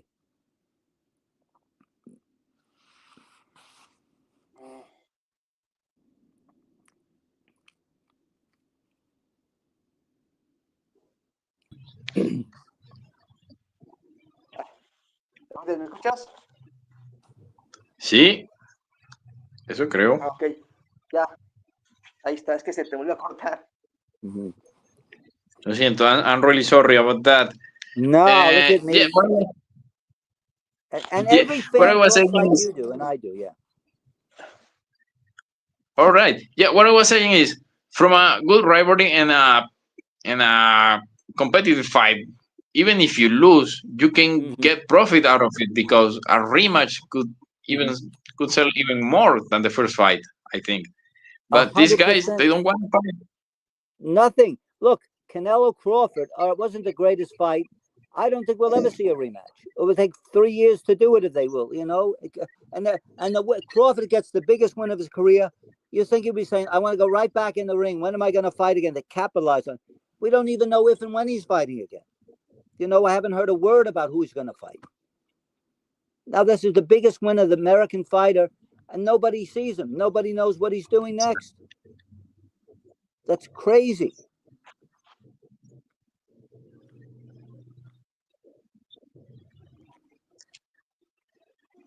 This. Okay, am I? I'm so sorry, guys, about these technical issues. Listen, I've had it. I've put you on. Look, I'll give an example. I said to you before about Frazier. You know, when he beat Ali, he was finished mentally, physically. That was it for him. He didn't fight again for over a year because I don't think he had the desire to fight. Forget about the physical. But Muhammad Ali, after he lost to Frazier in that great fight, he came back in July. That was 4 months later. And he boxed and he beat Jimmy Ellis, who was a heavyweight champ. Then he came back August, 4 months after that and beat Buster Mathis, who had fought Frazier for the title 4 years earlier. Then he fought a fight, I think, in 2 months after that in Switzerland. And in 1972, he beat 6 top 10 contenders in the same year. This is Muhammad Ali, the greatest attraction in the world. You know, he didn't sit back and say, oh, I got to wait 2 years. And this is a guy didn't have to do it. He had made $2.5 million. He was a fighter and he was an attraction. He wanted to get in there, you know. I give an example of an anecdote. Mike Jacobs was a great promoter for Joe Louis and Robinson and Armstrong. And he had a fight in Madison Square Garden about 1941. And it was Fritzy Zivic and Al Boomy Davis, a Jewish fighter out of Brooklyn. And Zivic got hurt. And he called up the manager, Joe Granby, was the manager, Bob Montgomery. And he said, I need you to do me a favor, Joe. He said, what is it? I need you to come March 1st and box against Bummy Davis. We have a break in the show. He said, Mike, how can you ask me that? On March 21st, in 3 weeks, Bob Montgomery's fighting for the world title for Bo Jack. You're the promoter in Madison Square Garden. He says, don't worry about that. Win, lose, or draw, you're going to get the fight March 21st for the title of Bo Jack if you take this fight for me March 1st. He took the fight with Bummy Davis. He got knocked out in 1 round. They drew 17,000 people.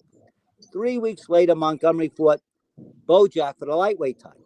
He beat Bojack and won the title. They drew 18,000 people. So the moral of the story is the fans wanted to see that fight with Davis, and they drew 17,000. And they still wanted to see the fight with Bojack and drew 1,000 more people, even though the guy lost by 1 round knockout. It didn't matter to them. Is that going to be a good fight? That's all they cared about. Not, oh, he lost once. That's the end of his career. No, they were hardcore. They knew boxing. They knew that doesn't matter what happened to him. That's a great fight. Let's go see that fight. And this is what we lost today, you know? And maybe that's why people are working away also, because at the end of the day, the fans don't care about how much money the fighter makes. They want just watch the fight. Correct. We want to watch the fight. Right. And the more he makes, the more the more he fights, the more he makes. We've allowed this. This is terrible. In America, they make you pay to put preliminary fighters on the card. The system broke down. And I'll debate this with anybody. You know, I'll take on any promoter who tries to defend it. And the fact that Top Rank lost their television contract with ESPN says something. PBC is a great promoter. They're doing 10 shows a year, not 20, not 25. The biggest promoters in America are Eddie Hearn with DAZN. He's an English promoter. But the fact that you don't have a regular show and a big show in Madison Square Garden at least once a month, or the Staples Center in LA once a month, or a big show in Mexico once a month. You know, something's wrong. We've done something wrong to up there. I was in Montreal for many years. We draw 10,000 people. Now they run in a casino. They draw 900 people. So something went wrong with this industry. It's not that, but England is flourishing because their fighters will fight each other. Like you say, tomorrow they got Ben. Outside of England, that fight may not draw 5,000 people, but it's the right fight for there. But we're no longer doing that. We've hurt ourselves. Exactly. Now, Don, I want to ask you something. You were also a matchmaker. Tell us, can you share with us a little bit about how it is inside of being a matchmaker? Because many people hear the word and yes, they put the fight together, but how does it work being a matchmaker? Well, you know, you work on a budget. So, I mean, like I say, what dream match you'd love to be? Look, I said, where was this Turk Ali Sheik when I was 17 and wanted Teddy Brenner to bring Charchai Chinoy to New York to fight Horatio Acavallo, or make Jose Napoles against Nicolino Loche? And he would say, the only people in the arena are you, me, and 20 people who want to see every fight that was ever made, you know. And so, but this man will make a fight and here's the money like it's a fantasy. So you try to make the best fight. Now you try to protect what they call the ace, the A side and the B side. And beta A and beta. Now, before then, it was try to make the best fight for the best money. And you have to convince both sides that they have a chance to win or that it's worth it. An old manager said to me one time, his name was Ben Green, fighters box for 2 reasons, prestige or money. If you can get both, that's fine. But so you got to either, you know, and you got to work in a budget. So you try to make the best fights. Now it's with the promotional rights, it made the promoter the manager. So he tries to protect the house fighters. Yes, the local fight, they always wanted to win. But like Madison Square Garden would be the neutral territory. The best would fight the best regardless of who won. But most managers and matchmakers wanted a good fight. That's the promoter's job and the matchmaker's job, to please the public, not to please the manager or the fighter. It used to be that way. So you try to get the best fight for the best money you can for the fans. And you base it on where you're promoting it and who the fighters are and things like that. All right. ¿Tienes alguna pregunta, John? Yeah, bueno, está relacionado con lo que mencionas. We know that Ted Rickard was the most famous American boxing promoter the early 20th century, and has begun involved in the construction of the Madison Square Garden. Right. And Mike Jacobs was the main promoter in the 1913 and 1914. Yes. Then, in the 1950s, came James D. Norris and the International Boxing Club and the Mafia. What is your opinion this case? In terms of the mob and James Norris? Oh yeah. Well, I think that, you always had gangsters involved, not so much for profit. It was just, Turk Ali Sheik is motivated by he likes box or loves it in his ego. A lot of these gangsters like to be around fighters. It's part of their culture, the boxer, the beautiful girl on their arm, a showgirl or whatever she was, or prostitute in many occasions. They want that macho kind of a situation. So, look, of course, it was not a good thing, but a lot of the tactics legally was bad with these promotional tie-ups, and the fighter had no freedom. He was able to do it. Remember this, James Dinos owned all the buildings. He owned Madison Square Garden. He owned Chicago Stadium. He owned the St. Louis Arena. He owned the Olympia Auditorium in Detroit. So they needed product for their for the buildings. I think he was a good man for boxing. I think he himself got exploited by the mob people, so they could control it. But I don't think that's anything different than some of these promotional rights today, where a promoter ties a fighter up and then he takes 50% of the purse when they transfer it to another promoter, and then the fighter has to pay a manager on top of that. Of course, it was not good. No, it wasn't good. But they did have a lot of activity in those days. I mean, people were fighting every week, at least for whatever they did to the fighters. They did a lot. They gave them activity. They weren't sitting them on the shelf. All right. Yeah, and what you say, but because many people today are not different to the map people from back then. No, if you don't sign a contract, if you don't sign a promotional contract with a promoter, you're not going to get any fights. You won't fight. They don't say, where they used to have, you were a free agent. You could fight for anyone you want. You can't do that today. So that's not much different than what Norris did or Carbo did. Exactly. You don't need to be Al Capone today to become a promoter. World television is controlled by about 4 promoters. The Zone has a contract, and I'm not saying that, I'm just giving you the facts. They have DAZN has a contract with Frank Warren, with Golden Boy, with Eddie Hearn. Top Rank has lost to ESPN, but they had the control there. And then you've got in America, you got PBC that does their own pay-per-view, so they take a risk every time they run a show. But no one else has TV. In America, we've gone so bad, we've lost ABC, CBS, NBC, ESPN, Showtime, and HBO. Now, you're doing something wrong when that happens. We're not running big shows, as I said, like Parnassus did in the Forum, or Teddy Brenner did in the Madison Square Garden, or Russell Peltz and Herman Taylor did in Philadelphia. So something is fundamentally wrong, when we got to this point. And you have to go to, so if you make a fighter, you promote him in a small town, you have to go to one of the big promoters. They're not saying, we'll buy a fight, whoever is the best fight. Like when I was working, from any promoters, only have a Jeff Fennick, we'll buy that from an Australian promoter. You got a good fight from Mexico, we'll buy it from a Mexican promoter. No, you had to sign up with one of those promoters or you won't buy the fight. So you basically the same thing you did in the 1950s with Jim Norris.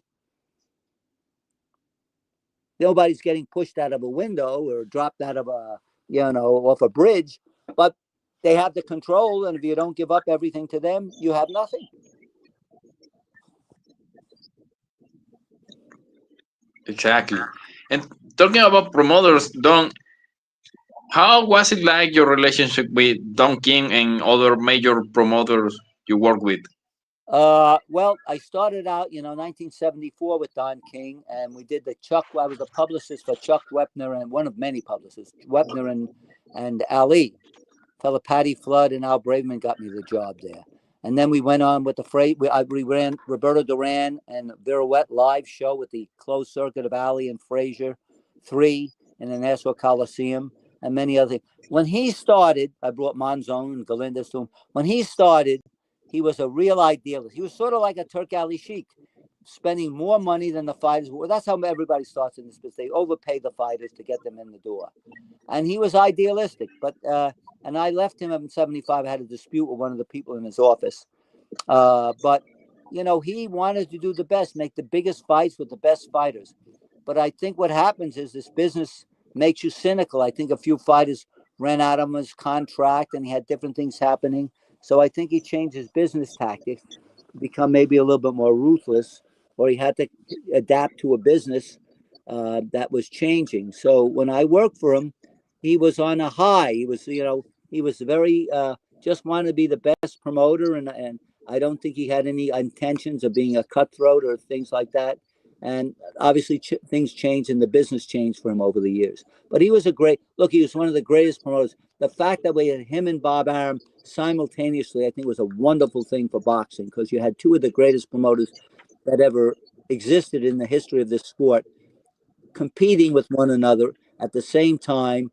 And they made greater fights and greater fights. I think it was a wonderful thing. The fact that they're both alive at 94 years of age, getting towards the end, and we have no one in this country, and probably nobody in the world, who has supplanted them or been able to replace them on that level, says a lot to do again with boxing where it is. That they could last that long. And Arum into his early 90s, they now lost the ESPN deal. He was one of the greatest and biggest promoters in the world into his 90s, which is phenomenal since he started in 66 and King in 75. So one's been around 60 years and the other 50 years. And they were at the top for 90% of that tenure is a remarkable thing. Amazing. Amazing. So would you say that he's probably the best Don King? I'll tell you, I think Arum is slightly greater, sort of like the argument between who's better, Ray Robinson or Harry Greb. I think Arum has sustained more because he had a bigger organization, you know. I think Don King is the greatest promoter of boxing for all time. I think Bob Arum is the greatest promoter of boxing of all time. I think Bob Arum is the greatest promoter. I think Don King's the greatest promoter of boxing. I think Bob Arum's the greatest boxing promoter. So I think the shows consistently of Bob Arum, and he lasted longer. He's been greater because he has a greater organization, where Don King's organization was himself. You know, he was the ringman. Somebody once said to Teddy Roosevelt, when he went to a funeral, he wanted to be the corpse, and when he went to a wedding, he wanted to be the bride. And that's Don King. There was nobody else. But Arum hired the best publicists and the best matchmakers, and Bruce Trambler, and, you know, he had he had the top publicists, Lee Samuels and Irving Rudd, and, you know, and Teddy Brenner was his matchmaker. So he had an organization where Don King had an individual. That's probably the difference between them. But slight difference, but they two absolutely the greatest. You know, they are in the class of the Mike Jacobs and Tex Rickards and rightful heirs to that throne. And we've got no one who's come close. Al Heyman is terrific in what he's done, but nobody else has come close to them. Nobody. And I don't think the business is structured. In England, Frank Warren, Eddie Hearn have done phenomenal jobs, but on a worldwide basis, you know, as I say, I don't think that we'll ever see that kind of promoter ever again.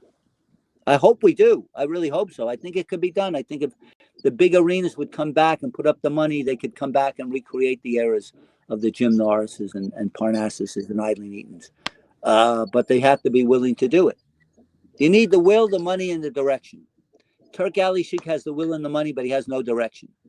You know, the Madison Square Garden has the money, but they don't have the will or the direction. So you need that combination. Exactly. And that's where I was going, right? What do you think about this Turk El Sheikh and Dana White coming into the sport and kind of taking over a big part of the sport at the moment? And do you think this will bring a sort of balance to some equilibrium to the sport? Or because I see the other promoters are in a kind of good position right now, and this kind of allows them to grow in the sport, right? Yeah, I mean, if somebody is in any business, I don't care if it's the milk business or the shoe business or the clothing business, selling cars. If I'm saying we're all selling cars, and you're selling Cadillacs for $50,000, $30,000, or Ford for $20,000. And I said, well, I'm going to sell a Cadillac for $1. Everybody's going to buy the Cadillac from me, but you're losing $29,990. I don't care. You can't compete with that. You know, if my business is just I don't know what, to sell cars as many as I can, and I'll basically give them away, no one can compete. And that's not a business model that can sustain. I know he's supposedly having a partnership with this Dana White, who certainly thinks different than that. I think it's great. As I say, we got Canelo Crawford. We're getting Shakur Stevenson at the price that he's willing to lose money. But once he pulls the plug on that, then what happens? Then reality has to set in. If Turkish Al Sheikh said, look, plan, I'm going to employ you guys to run show in Mexico City, 10 big shows a year. I don't care who wins, 10 shows a year. And Don, you run 10 shows a year in New York. And this one runs 10 shows a year in LA, and 10 shows a year in Vegas, and 10 shows a year in Philadelphia, 10 shows a year in the 5, Montreal, the 5 or 6 biggest boxing cities. And we're going to try that for 4 years. So that's 6 cities, 10 shows a year over 4 years. That's 240 shows. And at the end of 4 years, what do we average? Are we averaging 8,000 people, 9,000, 10,000? Does Philadelphia only has 2,000? Well, we'll stop there. New York has 8. Mexico has 10. We'll continue there, but we'll stop in Montreal. We'll know where it stands, and we redevelop boxing on a regional basis and have the best fighters fight the best fight. I don't care who's going to win. You got to fight this guy. You don't fight at all. You know, you've got to fight the best, and you'll lose. So what? I'm the promoter. I'll bring you back in 2 months for the same money you got to lose. You're going to be able to fight 5, 6 times a year, regardless of winning or losing. I'll match you properly if you win, and I'll match you properly if you lose. If he would do something like that, I think it's a wonderful thing. If he's just going to show these big shows, dump them in Las Vegas, or dump them here, one show in New York, and then another show in Saudi Arabia, and he's not developing the boxing model that can work. He's not sustaining. He's putting on big shows to no end, you know, and after he says, I'm tired of it, then where are we? We're in limbo, because the fighters will never get the kind of money he's created, because you don't raise the market just because you overpay. It may go up for everybody else to try to compete, but if you don't have the money to do it, nobody's going to pay the fights. And then what, are they not going to box? I don't know what the long-term thing is. He's got a potential to do phenomenally good things, but it's not just throwing money away in the fights. It's having a direction where you're going with these fights. You know, and every fight should lead to another fight. You should know when the guys leave the ring, you should know who they're fighting next before they get out of the ring. When that fight ends, you should have a match for the winner and the loser every fight. And he doesn't. Guy wins, they may not fight for 6 months. Guy loses, he may not fight again at all. Then you have to have a plan. Teddy Brenner told me that. There's a fight for every winner and a fight for every loser in every match you make. But he doesn't sustain that. Oh, okay. Yes, because there is that fear in the air of what if he pulls the plug and the money goes away. Yeah. And I've been, looking closely to this case, working and trying to understand, and maybe I get my own conclusions sometimes about this case. And I think they are fighting more for control than for money. That's why they throw so much money into it.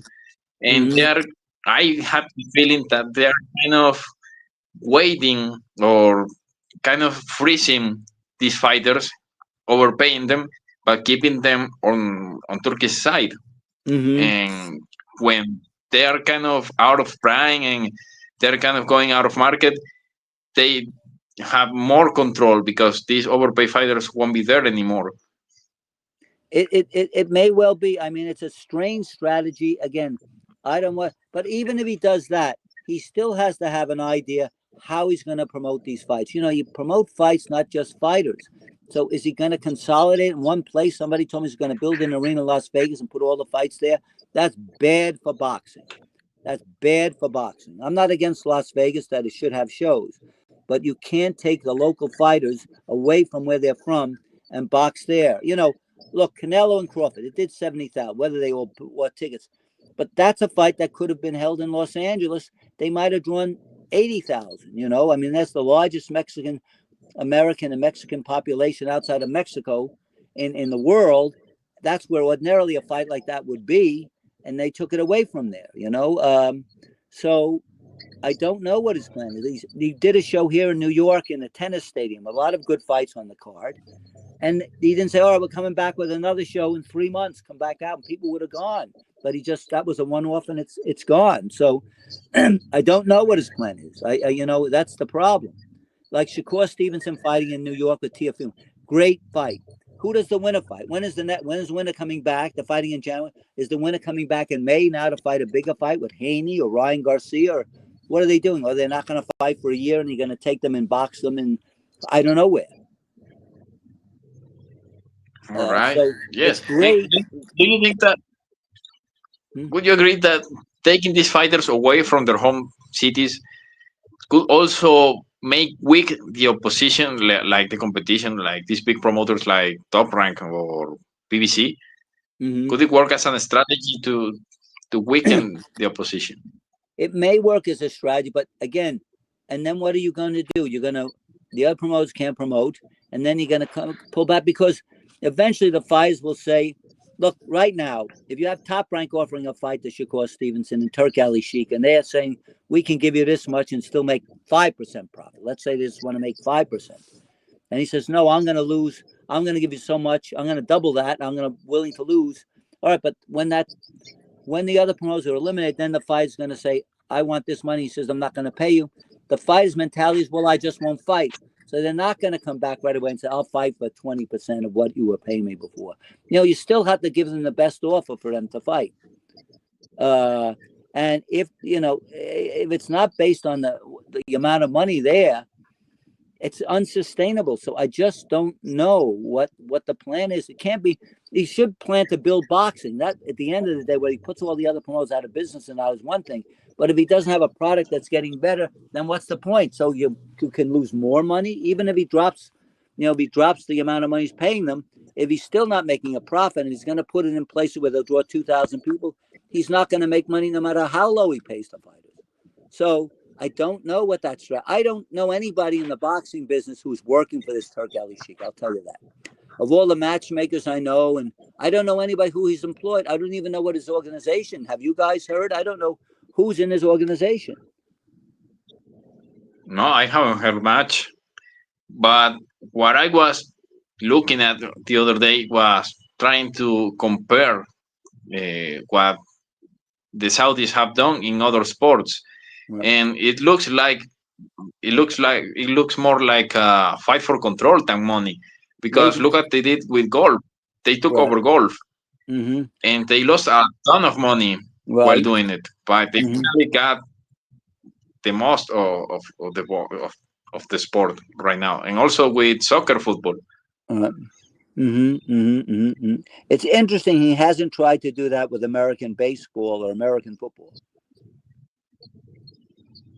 I don't know if it is in the future goals of the Saudis, but I wouldn't be surprised.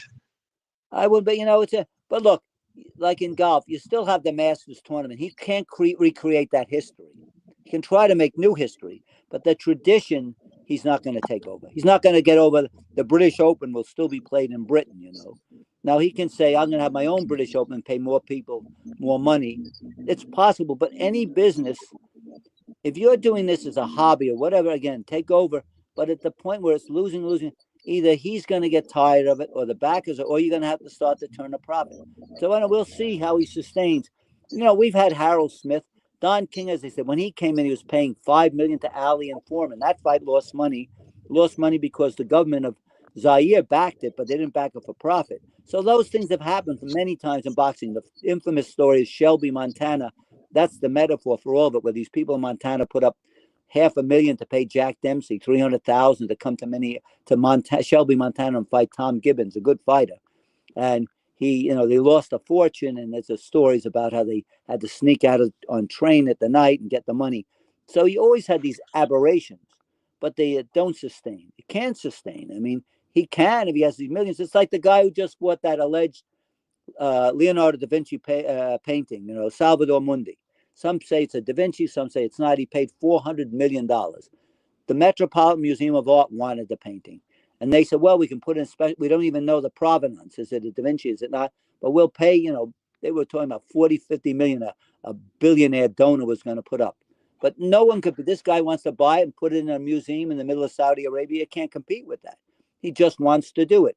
Can he ever make money with it? Probably not. Is he going to resell it? Who's going to buy it? You know. So if somebody just wants to do something, you can't stop them. But again, is this guy going to buy 10 other paintings now at 400 million? I doubt it, but it's possible. But that's not putting the art world out of business. You know, there's still the art world. There's still the Mona Lisa. There's still the Sistine Chapel. There's still, you know, the Night Watch. That's not going. They're not selling them out from the Vatican or from the Louvre or from the Reich Museum. That art is going to stay there as part of the heritage of those countries. So unless he's going to try to sustain, he has to build a fan base. If nobody makes these fights, eventually nobody's going to watch them. And he doesn't know how to create a fan base or recreate a fan base. I think eventually he'll go out of trouble. Right now, it's great, but again, if he wants to put everyone else, he can't put everyone out of business because he's not going to sign every fighter in the world. But we'll see. It's interesting as long as it lasts. Exactly. Yes, at the end of the day, as I mentioned before, right? At the end of the day, we as fans, we want to get the fights. We want to watch the fights. Yes. Yeah, that's all. And you got to put two guys in the ring. But again, if he would start Turk Alley Sheik boxing in New York and LA and Mexico City and Montreal and go back to the old form, everybody fights, everybody can pay them, then he could employ people, maybe a dozen people in Mexico to work for him, a dozen people to work for him in New York, a dozen people in LA. He can put people to work, maybe 100 people. He could restart a boxing industry. Give the local fights, so you don't have to sign your life away to fight for me. He'll be the only promoter, so he doesn't have to sign multiple-year contracts. He gets the fighters anyway, because who else are they going to fight with by choice? And if he can tell them you can win or lose, I'm going to have you fight, then that necessary undefeated record. You know, I tell everybody now, you want to manage a fighter, get him defeated in his first pro fight. That's the best thing you can do for them. Then they don't have to carry an undefeated record. They don't have to worry about losing. They've lost. They're no longer a virgin. They can go on and make their living now.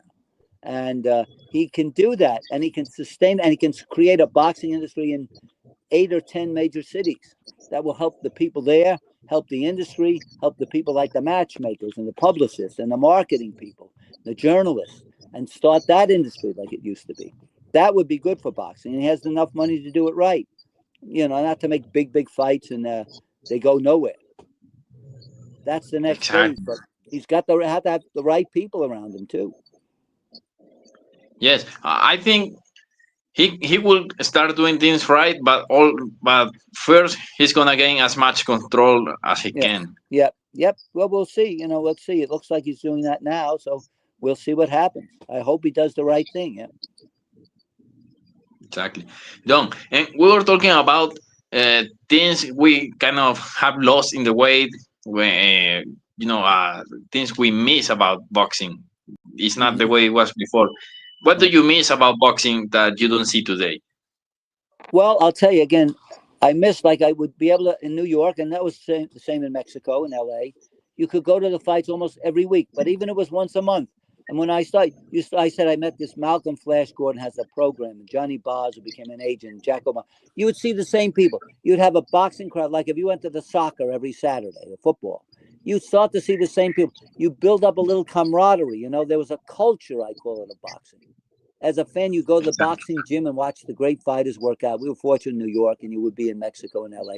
And then you go to the fight. You talk about boxing. You pick up the phone. You buy the magazine. It was a culture of following boxing. That I miss a great deal. And we go out to have a sandwich afterwards. I remember staying up all night before the first Ali Frazier, so excited. And we watched it. And then my friends would meet afterwards at a coffee shop. And we sit there and have pie or a hamburger, and we talk all about the fight and wait for the newspapers to come out so you could read the result in the newspaper. I remember betting my friend, I think it was a hamburger, that the New York Times would have the Ali Frazier result on the front page.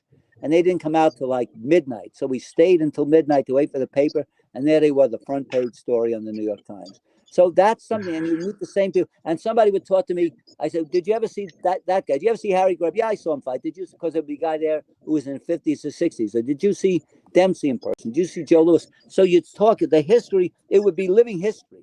So if you had an interest in the boxing, the style, you get it right there. You didn't have to read it in a book. It'd be walking history. Like I could talk to people about Frazier 50 years ago. Well, when I was 50 years ago, somebody would talk to me with the same familiarity about Jack Dempsey or Mickey Walker, you know, someone like that, or Arizmendi. And you would ask them, what was he like, and how did he fight, and this and that, and they would tell you, or this, how is this guy as a promoter, Mike Jacobs, and it would be oral history you would get.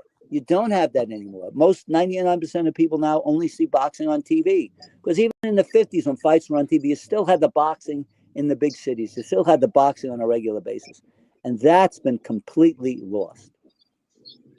Absolutely. And that's amazing. You know, waiting after midnight to get the paper, Yeah. you don't see that anymore.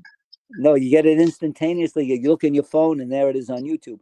But yeah, that, and I'm sure you had them extras. The same people go to the, you know, the same people go to the fights every week. Some you'd miss, some you wouldn't. But you'd say, "See you here next month." You go to that fight, I'll see you at next fight there, and then you develop a friendship and everything else.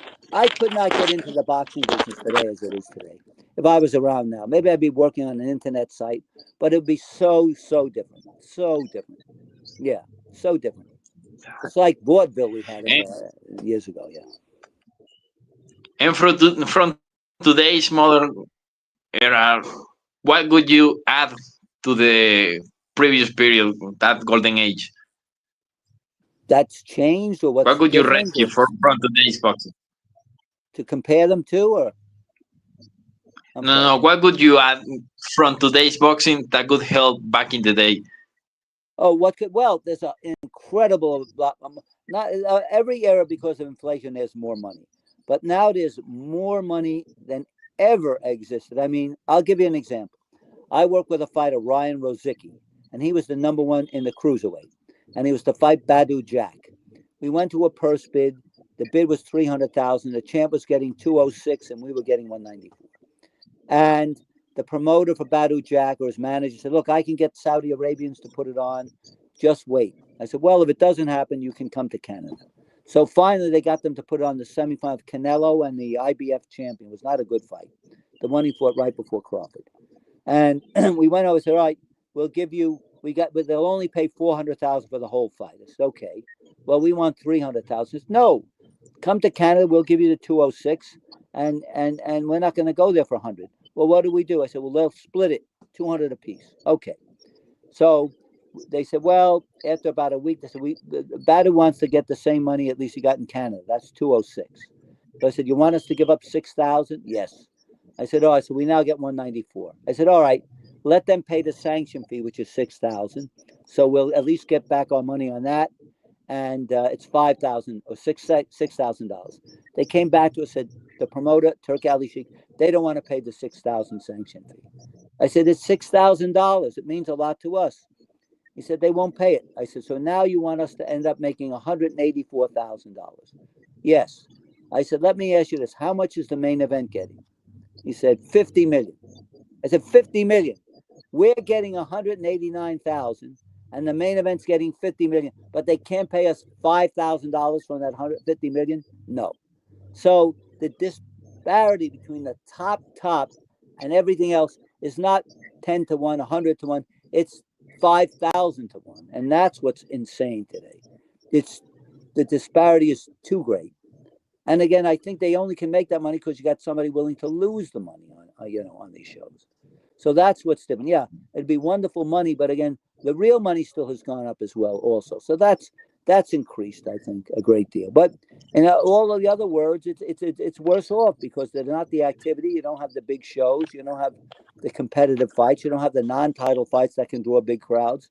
So the money is there for the very 1,000th of 1%, but it's not there for anyone else. And that's bad. I think that's very bad. And there's not as much consistency. So it's hurt. The top money for the top fighter, it's there. And that, if they had that 40, 50 years ago, it'd be wonderful. But it'd been wonderful for the Muhammad Ali's and Roberto Duran's, but it wouldn't be very good for anyone else.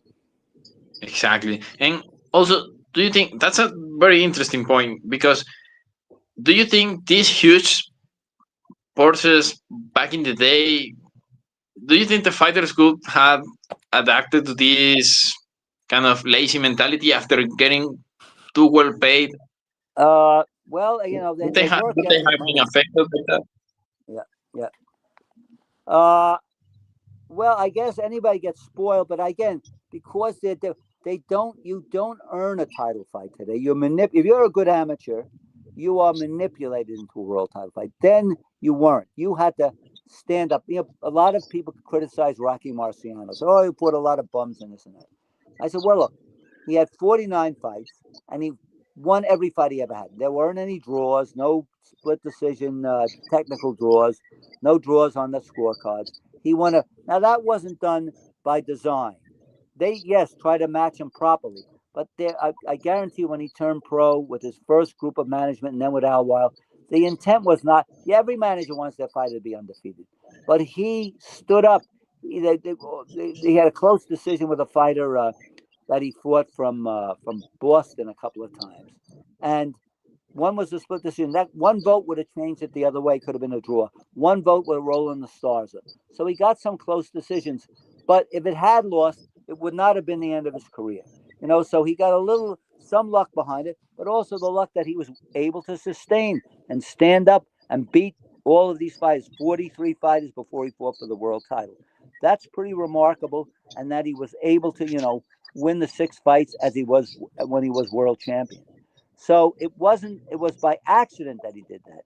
Robinson and Willie Pep had incredible career runs. I think Robinson 61-1 when he first fought for the title, and Pep 44-1. He was 21 when he won the title. But again, he was fighting the best fighters. Robinson, before he was champ, had beaten Henry Armstrong and Fritzy Zivik and Sammy Angot. These are not fights that they was guaranteed to win. And the same with Marciano fighting Harry Matthews and Lastarza, and Joe Louis was #1 contender when he fought. And Marciano was the underdog. So he just did sustain it. But now, as you had said before, he'll fight one name fight. Terence Crawford, you examine his early career, he fought decent fighters. But every time he went into the ring, he was designed to win. He was expected to win. Exactly. Well, that's a great point of view, Don. ¿Algo que vas a preguntar, John? No,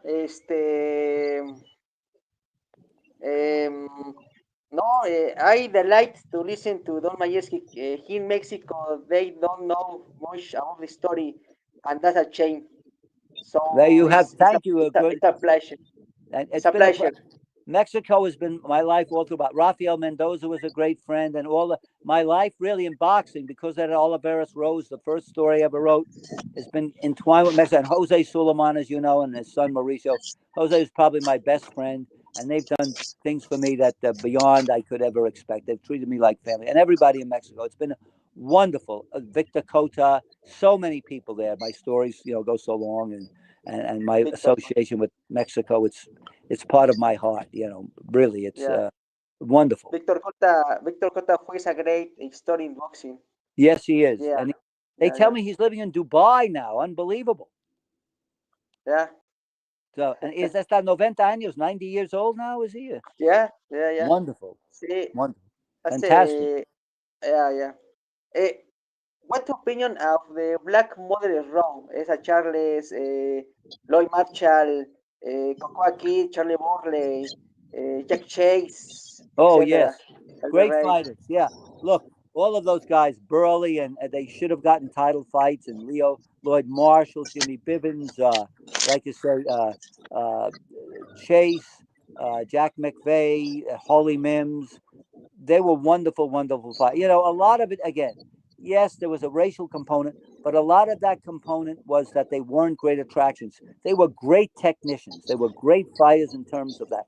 What helped black fighters more than anything was television, because they needed product, and there weren't enough white fights, so we need title fights. If you look at the difference of black fighters who got title fights after World War II when television began, and before, it was huge. It was a huge, like 100% increase in that, because television needed product. And if it was a black fighter, well, maybe wanted a Marciano would draw more on the television screen, but we're willing to pay.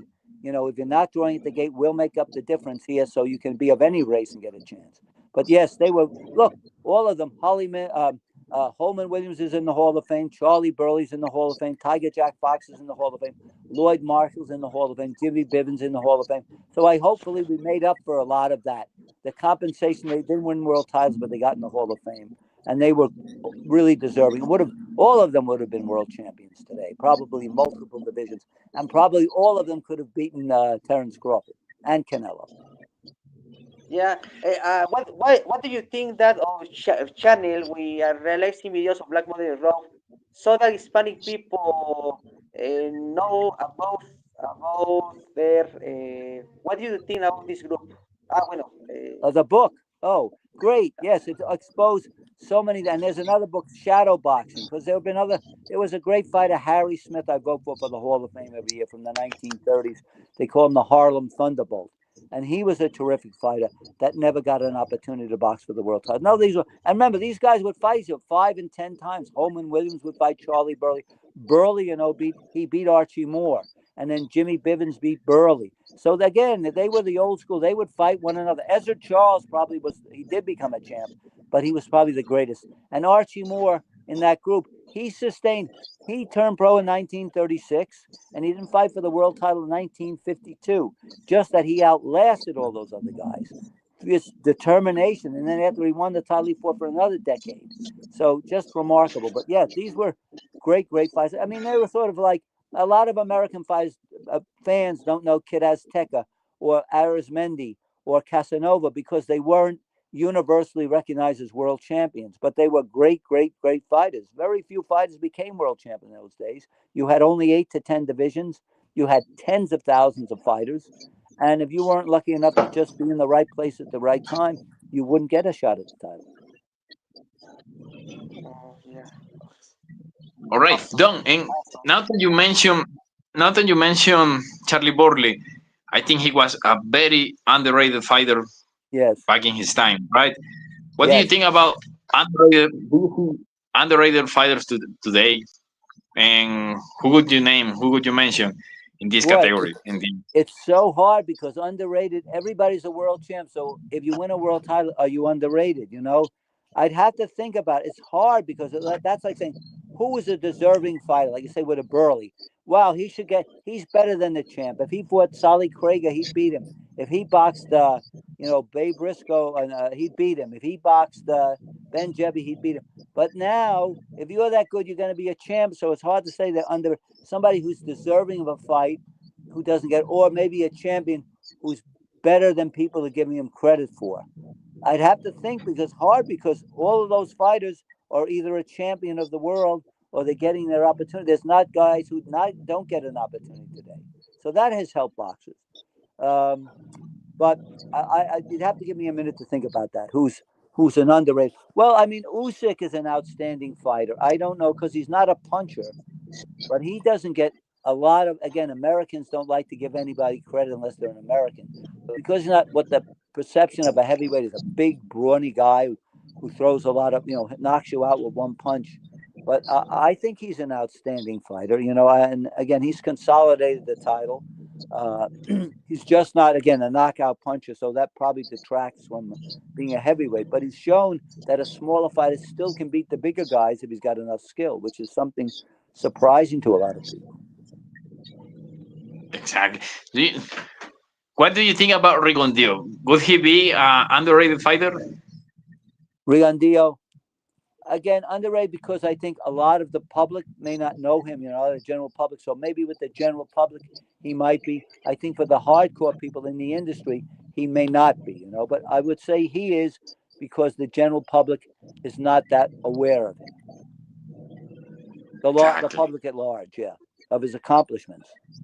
And Nui, he's great in the boxing world. He's a phenomenon in Japan.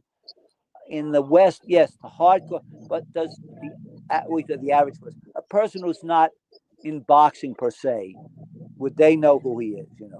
Like I don't know anything about football, soccer, but I know the name Maradona. Okay, that's. If you asked me to name 10 soccer players, I couldn't name it. But Nui, because again, he's an Asian fighter. He's an idol in Japan. All of us know he's a great fighter, but I wonder, just the person who doesn't follow, but have they heard his name? have they seen him on a YouTube or seen him on a DAZN or ESPN to know how great he is. So, only because of where he lives, I think he doesn't get the recognition that he should have. Yeah, but it's very strange because, for example, Manny Pacquiao coming from Philippines, he became extremely famous worldwide. Remember, because he fought fighters from America, he fought Mayweather, he fought Cody, he fought in America. Whereas Inoue, again, he's sort of like a Loche. I'm not saying compare it, but he's a prisoner of his success. He's such a great attraction in Japan. Draws 30, 40, 50,000 people when he fights.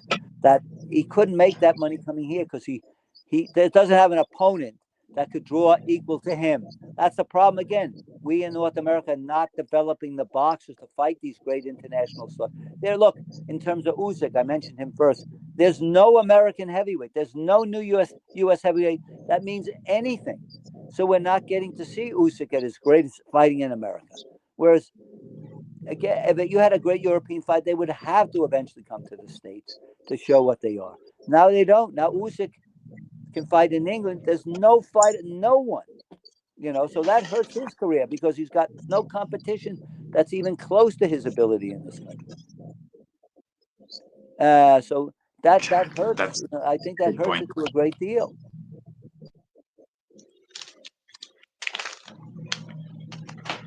Okay. And what other questions do I have here?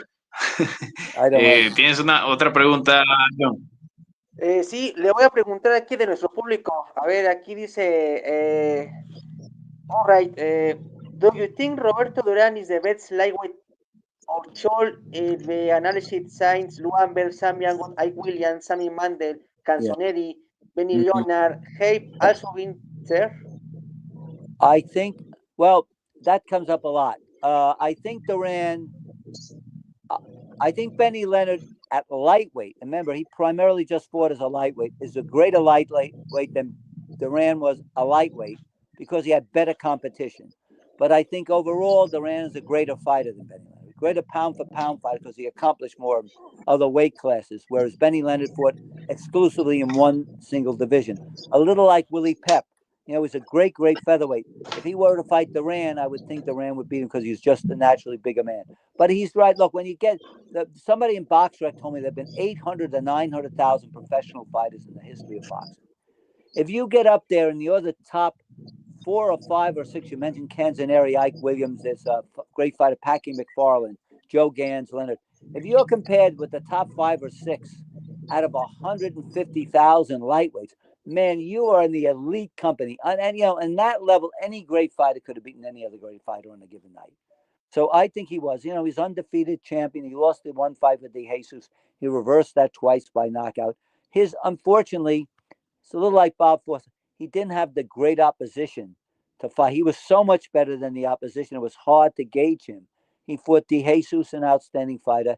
He fought Buchanan as champion. But a lot of the other fighters just were not, in his class, whereas Benny Leonard had the opportunity to fight Lou Tendler, a great fighter. He fought Johnny Kilbane as champion, a great fighter. He fought Freddie Welsh as a great fighter as champion. Duran, again, he beat De Jesus, he beat Buchanan, but he didn't have the opportunity to have other great fights in the lightweight division when he was champ. That doesn't mean he wouldn't have beaten them. I think he could and would have, but he just came in an era where he was so much greater than everybody else. It was hard to gauge him against better opposition. And that's an unfortunate thing for him. He came in an era after Carlos Ortiz and Laguna were at their peak, and before Camacho, all of these guys I think he would have beaten. But before Camacho and raised to his peak, and before you had Oscar De La Hoya and guys like that. So Whitaker, generation after him. Chavez, he missed that fight. They came after that generation at that weight. So definitely great. I rate him just behind Leonard, number 2. But he was great. There's no question. He would have fought and beaten anybody in any era. Exactly.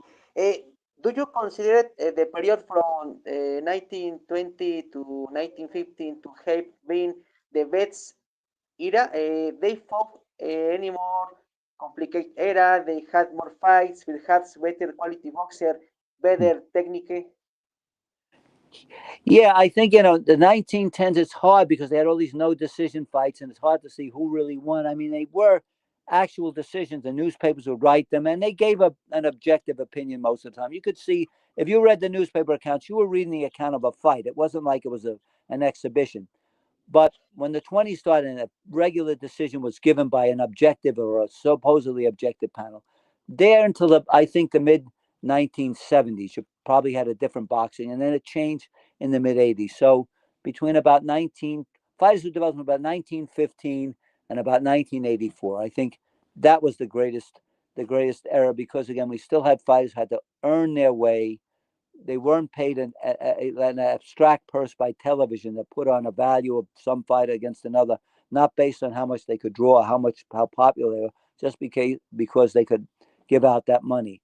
So I think that is now in terms of training and athletic ability, I think boxers have gotten better as athletes because the training and the nutrition and everything we know about making an athlete stronger than they were at that time. But in terms of the just the activity level, you know, as we say, Mayweather beat everybody of his generation. The only difference is Ray Robinson did the same thing, but beat them 4 and 5 and 3 and 4 and 5 times, like Greb, like that.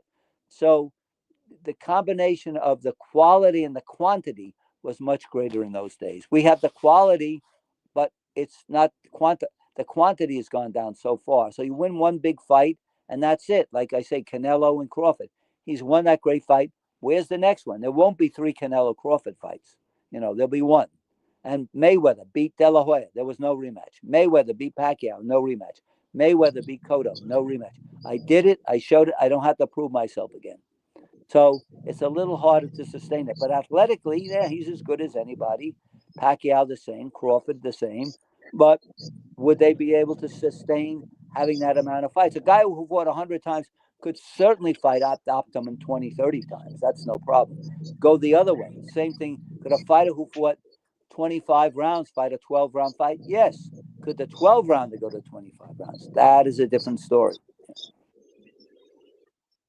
Okay, that's a good point. Now, when you touch that issue, right, about quantity and quality, and I was curious the other day. I was talking with John, having this discussion with John and the other Yeah. boys about Foreman, George Foreman, Yeah. right? He's one of the greatest fighters of all time. Mhm. But I wonder, could he have made that comeback in Ali's era, Ali or Fraser's era? Do you think he would have had the same success as he had in the after the 80s? You know, you have a lot of these guys in their 40s, and the answer to that is no. If you look at the fighters from the past, Sugar Ray Robinson was a great, great fighter. Okay. He fought until his 40s. His last fight was 43 years of age. He couldn't fight his way back. See, they wouldn't allow that because the competition was too hard for a 40-year-old fighter to fight his way in. Now, if you notice the fights, Robinson, I think, lost 19 fights in his career. 15 of those fights were after he was 35 years of age. But yet he still had to fight Joey Giardellos and Denny Moyers and top fighters. He couldn't just pick a bunch of nobodies. He did on occasion fought in Raleigh, Carolina, or Erie, Pennsylvania, with an ordinary guy. But if he wanted to make any money, he had to fight a top guy. Whereas Foreman on that comeback, if you look at it, 15 of the guys he fought till he fought Holyfield, they were guys that any contender would have beaten, you know, everybody. So the name, because we have a celebrity-driven business, it allows a man, once he gets celebrity status, to pick and choose what he wants to do. Nobody would have taken him seriously. They wouldn't have allowed him to get by that so that he could get, a world title fight. He would have had to fight someone. His name alone couldn't do it. So he would have been gobbled up. I think he would have lost to some young fighter that he would have been forced to fight before he was able to make that leap into the world title. You know, I think. Well, I'll give Joe Louis, perfect example. Nobody was a greater idol than Louis, and he was never an underdog in any fight. After he lost to Charles, he decided to stay in boxing, and he still had to fight 7 or 8 guys: Freddie Bayshore, Jimmy Bivens, Lisa Bold, top contenders to get to Marciano. And the fact is, he didn't have enough. They weren't willing to put Louis in a third fight, which could have sold with Jersey Joe Walcott, who was the champ. They made him fight a Rocky Marciano. This is Joe Louis. he had to qualify for the rematch for the title, to get another title fight after he lost to Charles. He didn't have enough gravitas, enough strength, even on Joe Louis to say, let's make Louis and Walcott. No, he had to go to a Marciano who beat him. Jack Dempsey lost to Tunney, and he was the greatest name in boxing. He didn't get a direct rematch with Tunney. He had to knock out the #1 contender, Jack Sharkey, to get that. So there was no giving. Even what you did, you still had to prove yourself. So, yeah, Foreman, I don't think, would have been able to manipulate himself into that position at those times. I don't think they would have taken him seriously enough to support it. The interesting thing is Foreman knocked out Moore to win the title. He actually lost his last fight prior to that to Tommy Morrison. So he came off a loss to get that title fight. And I think when he knocked out Moore, it changed the whole perspective. He probably got more recognition than he was entitled to for that knockout. The win was there. You can't take it away from him. But he was losing all the way through one lucky shot. And then if you recall, all the fights after that, he never really fought another top fighter after he beat Moore. He sort of eased out and then lost a very close decision to Shannon Briggs after getting a number of close decisions in his favor. All right. That's amazing. I wanted to hear your opinion on that because this is a huge debate. Mm-hmm. Many people say that I kind of agree with this argument when they say, how can I say it? Let's say Foreman landed in a softer era when he came back. Mm-hmm. Mm-hmm. Mm-hmm. Well, he was very good. Look, and there were multiple champs. You didn't have to fight Tyson or a young Riddick Bowe. He was able to fight a guy. Although Moore went into the Hall of Fame. Look, he still won. He's still accomplished. But again, yes, having a celebrity name when he came back meant more than it was in the 40s and the 50s. You were going to give a little nudge because of the name that you had, but you still had to earn it. You couldn't just walk in and say, hey, I'm the great Ray Robinson. I want to fight for the middleweight title with Dick Tiger. I'm Joe Louis. I shouldn't have to fight Marciano. I want to walk in and fight with Walcott. You still had to earn it.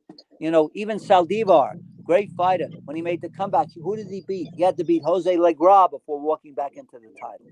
Now if you get celebrity status, you could just say, I'm coming back and here I am. It's so, look, Jake Paul is a big attraction. He's never fought anyone. He could fight for the world title tomorrow. And people would beg him to fight for the world title. They want him to fight. He's done nothing. He's got a lot of exposure. Ah, caramba, se nos fue. ¿Estás, John? Creo que se nos fue Don otra vez. O quedé yo solo, o salí yo solo y ellos siguen live. No sé, alguien que me ayude por acá en la sección de comentarios.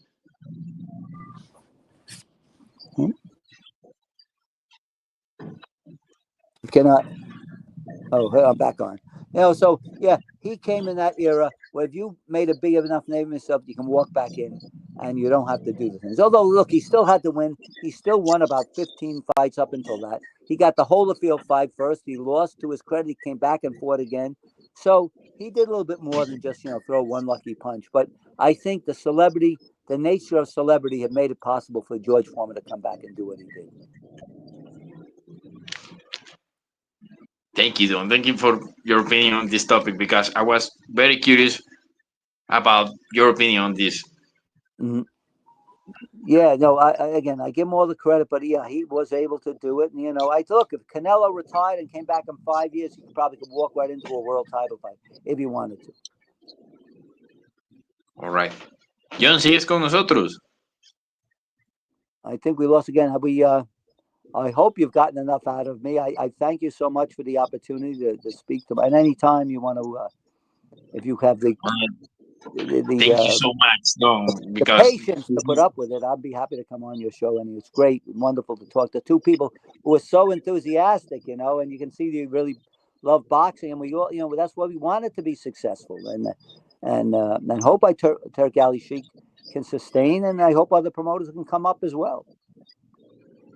Yeah, and I was thinking before this interview about all the things you have done and all you have seen in boxing, right? And I don't see many people like kind of replicating what you've done. What could you advise to some people who wants to do something similar to what you have done, at least Just in the well, writing aspect? listen. Well, look. Now you do have the internet, so you can get on a website. I said if I was starting today or working for the Splash Gordon, he would be on an internet site. So I think there's an opportunity there. I think it has been decentralized, so you don't have the opportunity to say, "Oh, I'm going to go to the fight every week or every month in New York, or I'm in LA every month." So you have to, and it's been priced out too. It's very expensive to go to boxing. So that's hurt for young fans, to develop an interest. But just if you love something, you do it. Rafael Mendoza, I once complained to him. I said, "Look, everybody's making a fortune amount me, and I'm just getting by. Why? How do you explain that?" And he says, "You love boxing more than you like money. That's your problem." But if you look back, I guess I did, and I'm glad that I did. I have no regrets. Yes, could you have been more successful? True, but anybody can say that in any field. But I'm happy I had a wonderful life, and I'm glad. I just had to mention a great friend of mine, Roland Jenkelson, who was a wonderful manager and had Pinklin Thomas and Duradala, the top cruiserweight contender, passed away today. He was 85. He was one of the greatest managers that ever lived, but he was as great a person as he was in anything in boxing. And he's a loss. This has been a horrible year in terms of losses. George Foreman, Mike McCallum, Dwight Quawi. It's terrible that every time I look up, we've lost another person of great renown in boxing, and it's been a very tough year for us. And so he's another added to that list, sadly. But he was a wonderful man, Roland Jenkinson, and I hope the boxing world can remember him. Yeah, that's right. Unfortunate loss. God rest their souls. Mike McCallum, one of my favorites, the Yes, body snatching. yes, underrated fighter. Even though again Hall of Fame, but very few. So is he in the top 10? Very underrated. Great fight. 3 championships, 3 different divisions. Really a terrific fighter. And fun to watch. Yes, fun to watch. He goes back to that Charlie Burley school. Talk Jack McVeigh and that. He would have been in that Black Murderers Row if he had to fight 60 years before. Fortunately, he was able to get these world title fights and win them. Exactly. That's right. Don, where can we find you? Where can, like, social media, Yeah, or well, I do you just, keep look, I don't have a website. Just get on my email at doncollege.aol.com, and anytime you want me to plug in, I'll happily do it. I'm looking forward to it. I'll be at the WBC convention looking for that in 2 weeks, so looking forward to that. That's great. That's great. John, ¿algo que quieras añadir? ¿Ya vamos a finalizar? Sí, vamos saliendo. No sé, pregúntale por a ver qué nos dice. Sí. Well, is there something that you have to do or a place where you have to be? Right now, not really. I'm probably going to have my late dinner now, but that's about it. From a practical matter. So I'm here. I'm not anything. But you call me anytime you want to do another show. Again, I hope we had something of interest to the people out there. But I can talk about. It's not about my situation. I'll talk about bring up the topic and we'll go and then we can exchange ideas and opinions. And they may not always be the same, but at least get some lively talk. And I hope the people watching your show will enjoy it. Absolutely. I'm looking forward to repeat the same experience again because I'm having a great time. God bless. Thank you to all of you. I'm going to say goodbye if that's okay, and then we'll see you anytime. Thank you very much. I say. Yes, please, can you? Yes. We are grateful to Mr. Majeski for agreeing to the interview. It is a real pleasure to us to meet someone who has such extensive knowledge of boxing. It's a pleasure. It's amazing. And we hope that they will be able to join us again. Yes, we'll see each other. Very, very good. Yeah, Mr. Castellano, very good friend of mine as well. And as I said, with Victor Code, you have some great boxing people in yourselves now for your generation. That's what we need, people who will carry on. And we sustain the business by people who have an interest and a love of boxing. And we have to give them the boxing to love. We can't give them a product they don't want. So we'll see you. Are you fellas based in Mexico City? I live in Colombia. Oh, in Colombia. Oh, fantastic. Well, I had a heavyweight, Bernardo Mercado, I worked with. I've been in Colombia.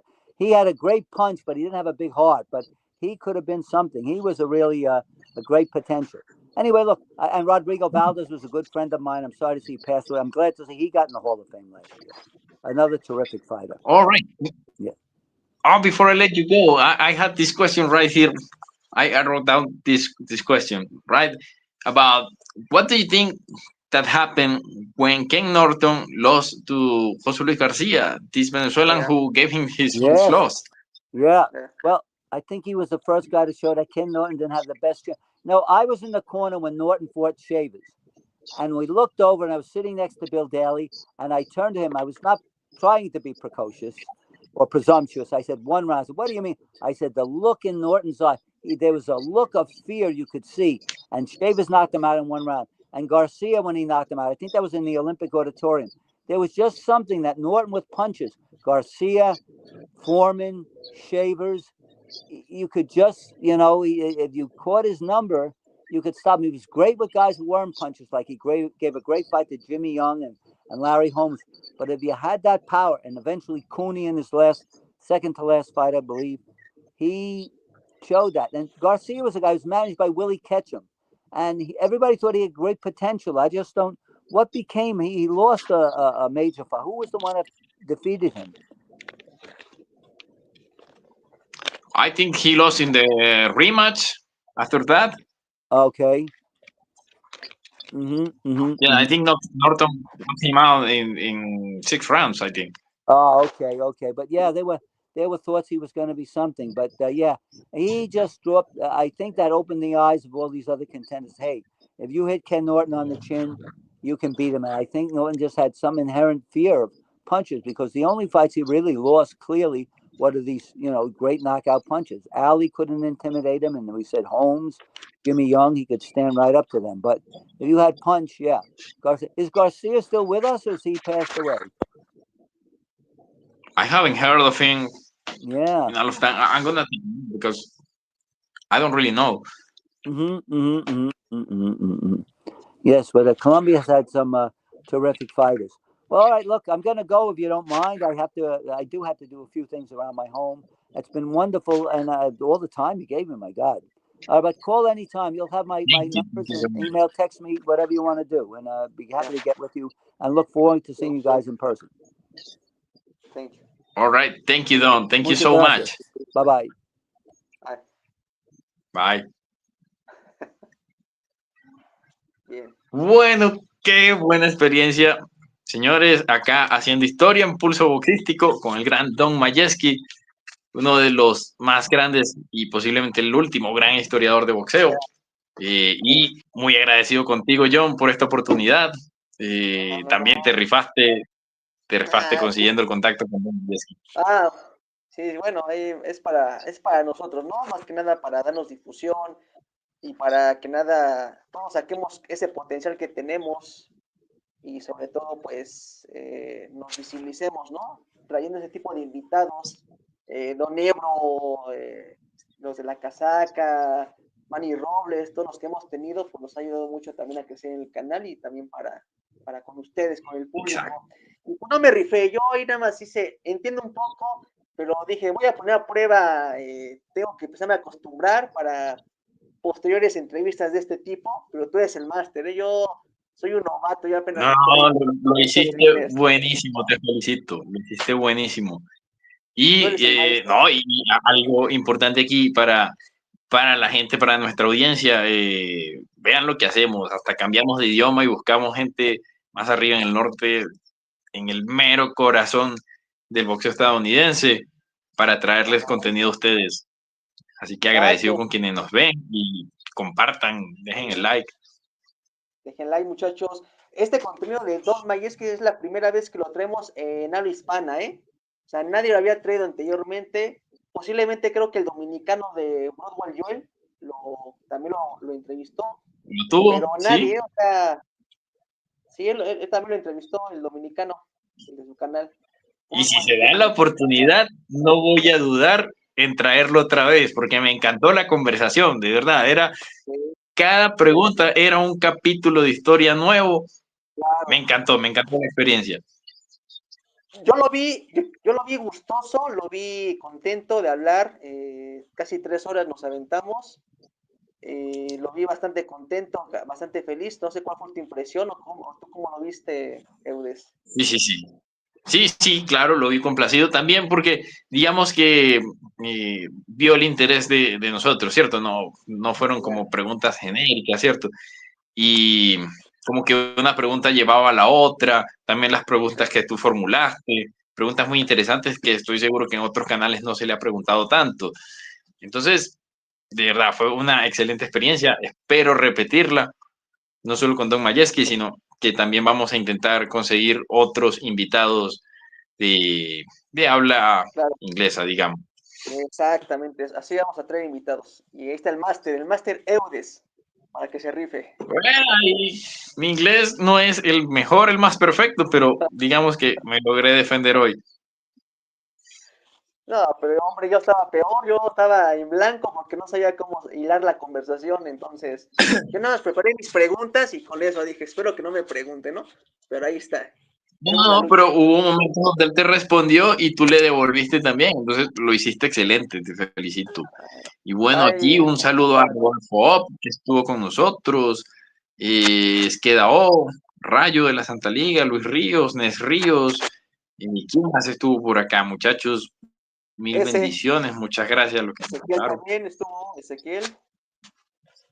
También estuvo el gran Ezequiel, un abrazo al gran Ezequiel Correcto, muchachos.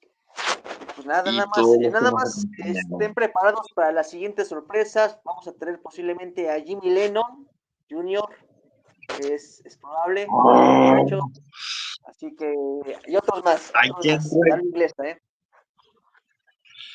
No, no, no, eres el mejor, John, eres el mejor. Ah, no, no, no. Para nada es para El capo nosotros este de los tipo de entrevistas. contactos. Eres el capo de los contactos, John. Me quito el sombrero. No, para nada. Bueno, Ya me- ¿algo que quieras agregar antes de ir saliendo? No, simplemente agradecer al público que nos siguió durante estas casi 3 horas, que fueron poquitos, pero no importa, son los interesados en historia, en datos históricos, que en otro canal pues no lo van a ver, porque sabe que somos apasionados de la historia y del boxeo en general. Simplemente con eso. Así es. Gracias. Así es, señores. Suscríbanse, dejen el like y compártanle a las personas que estén interesados en boxeo, no solamente en lo que se ve dentro del ring, sino fuera del ring, ¿no? Porque esto es Es correcto. contenido histórico que estamos viendo acá. Es correcto. ¿Qué más? Pues de mi parte, muy agradecido con todos, con Dios, con ustedes que nos acompañaron por darme esta oportunidad de compartir con semejantes personajes del boxeo histórico y actual. Para mí, el buen Jonathan es una pieza de historia en este canal. Todos somos buenos en historia, muchachos. Todos somos buenos, mi estimado Luis. Luis, Cas, tú, Jesús, todos. A ver, Sí, y bueno, súmense a la comunidad de Pulso Boxístico, señores. Pues sin más que decir, muchas gracias, Dios los bendiga y estamos pronto hay más contenido de Pulso Boxístico aquí, porque se viene un buen debate acerca de lo que va a ser Benavides Yard, exacto, también de otras peleas muy importantes. Así que Dios los bendiga, muchas gracias, feliz noche. no se lo pierdan, muchachos. Hasta pronto.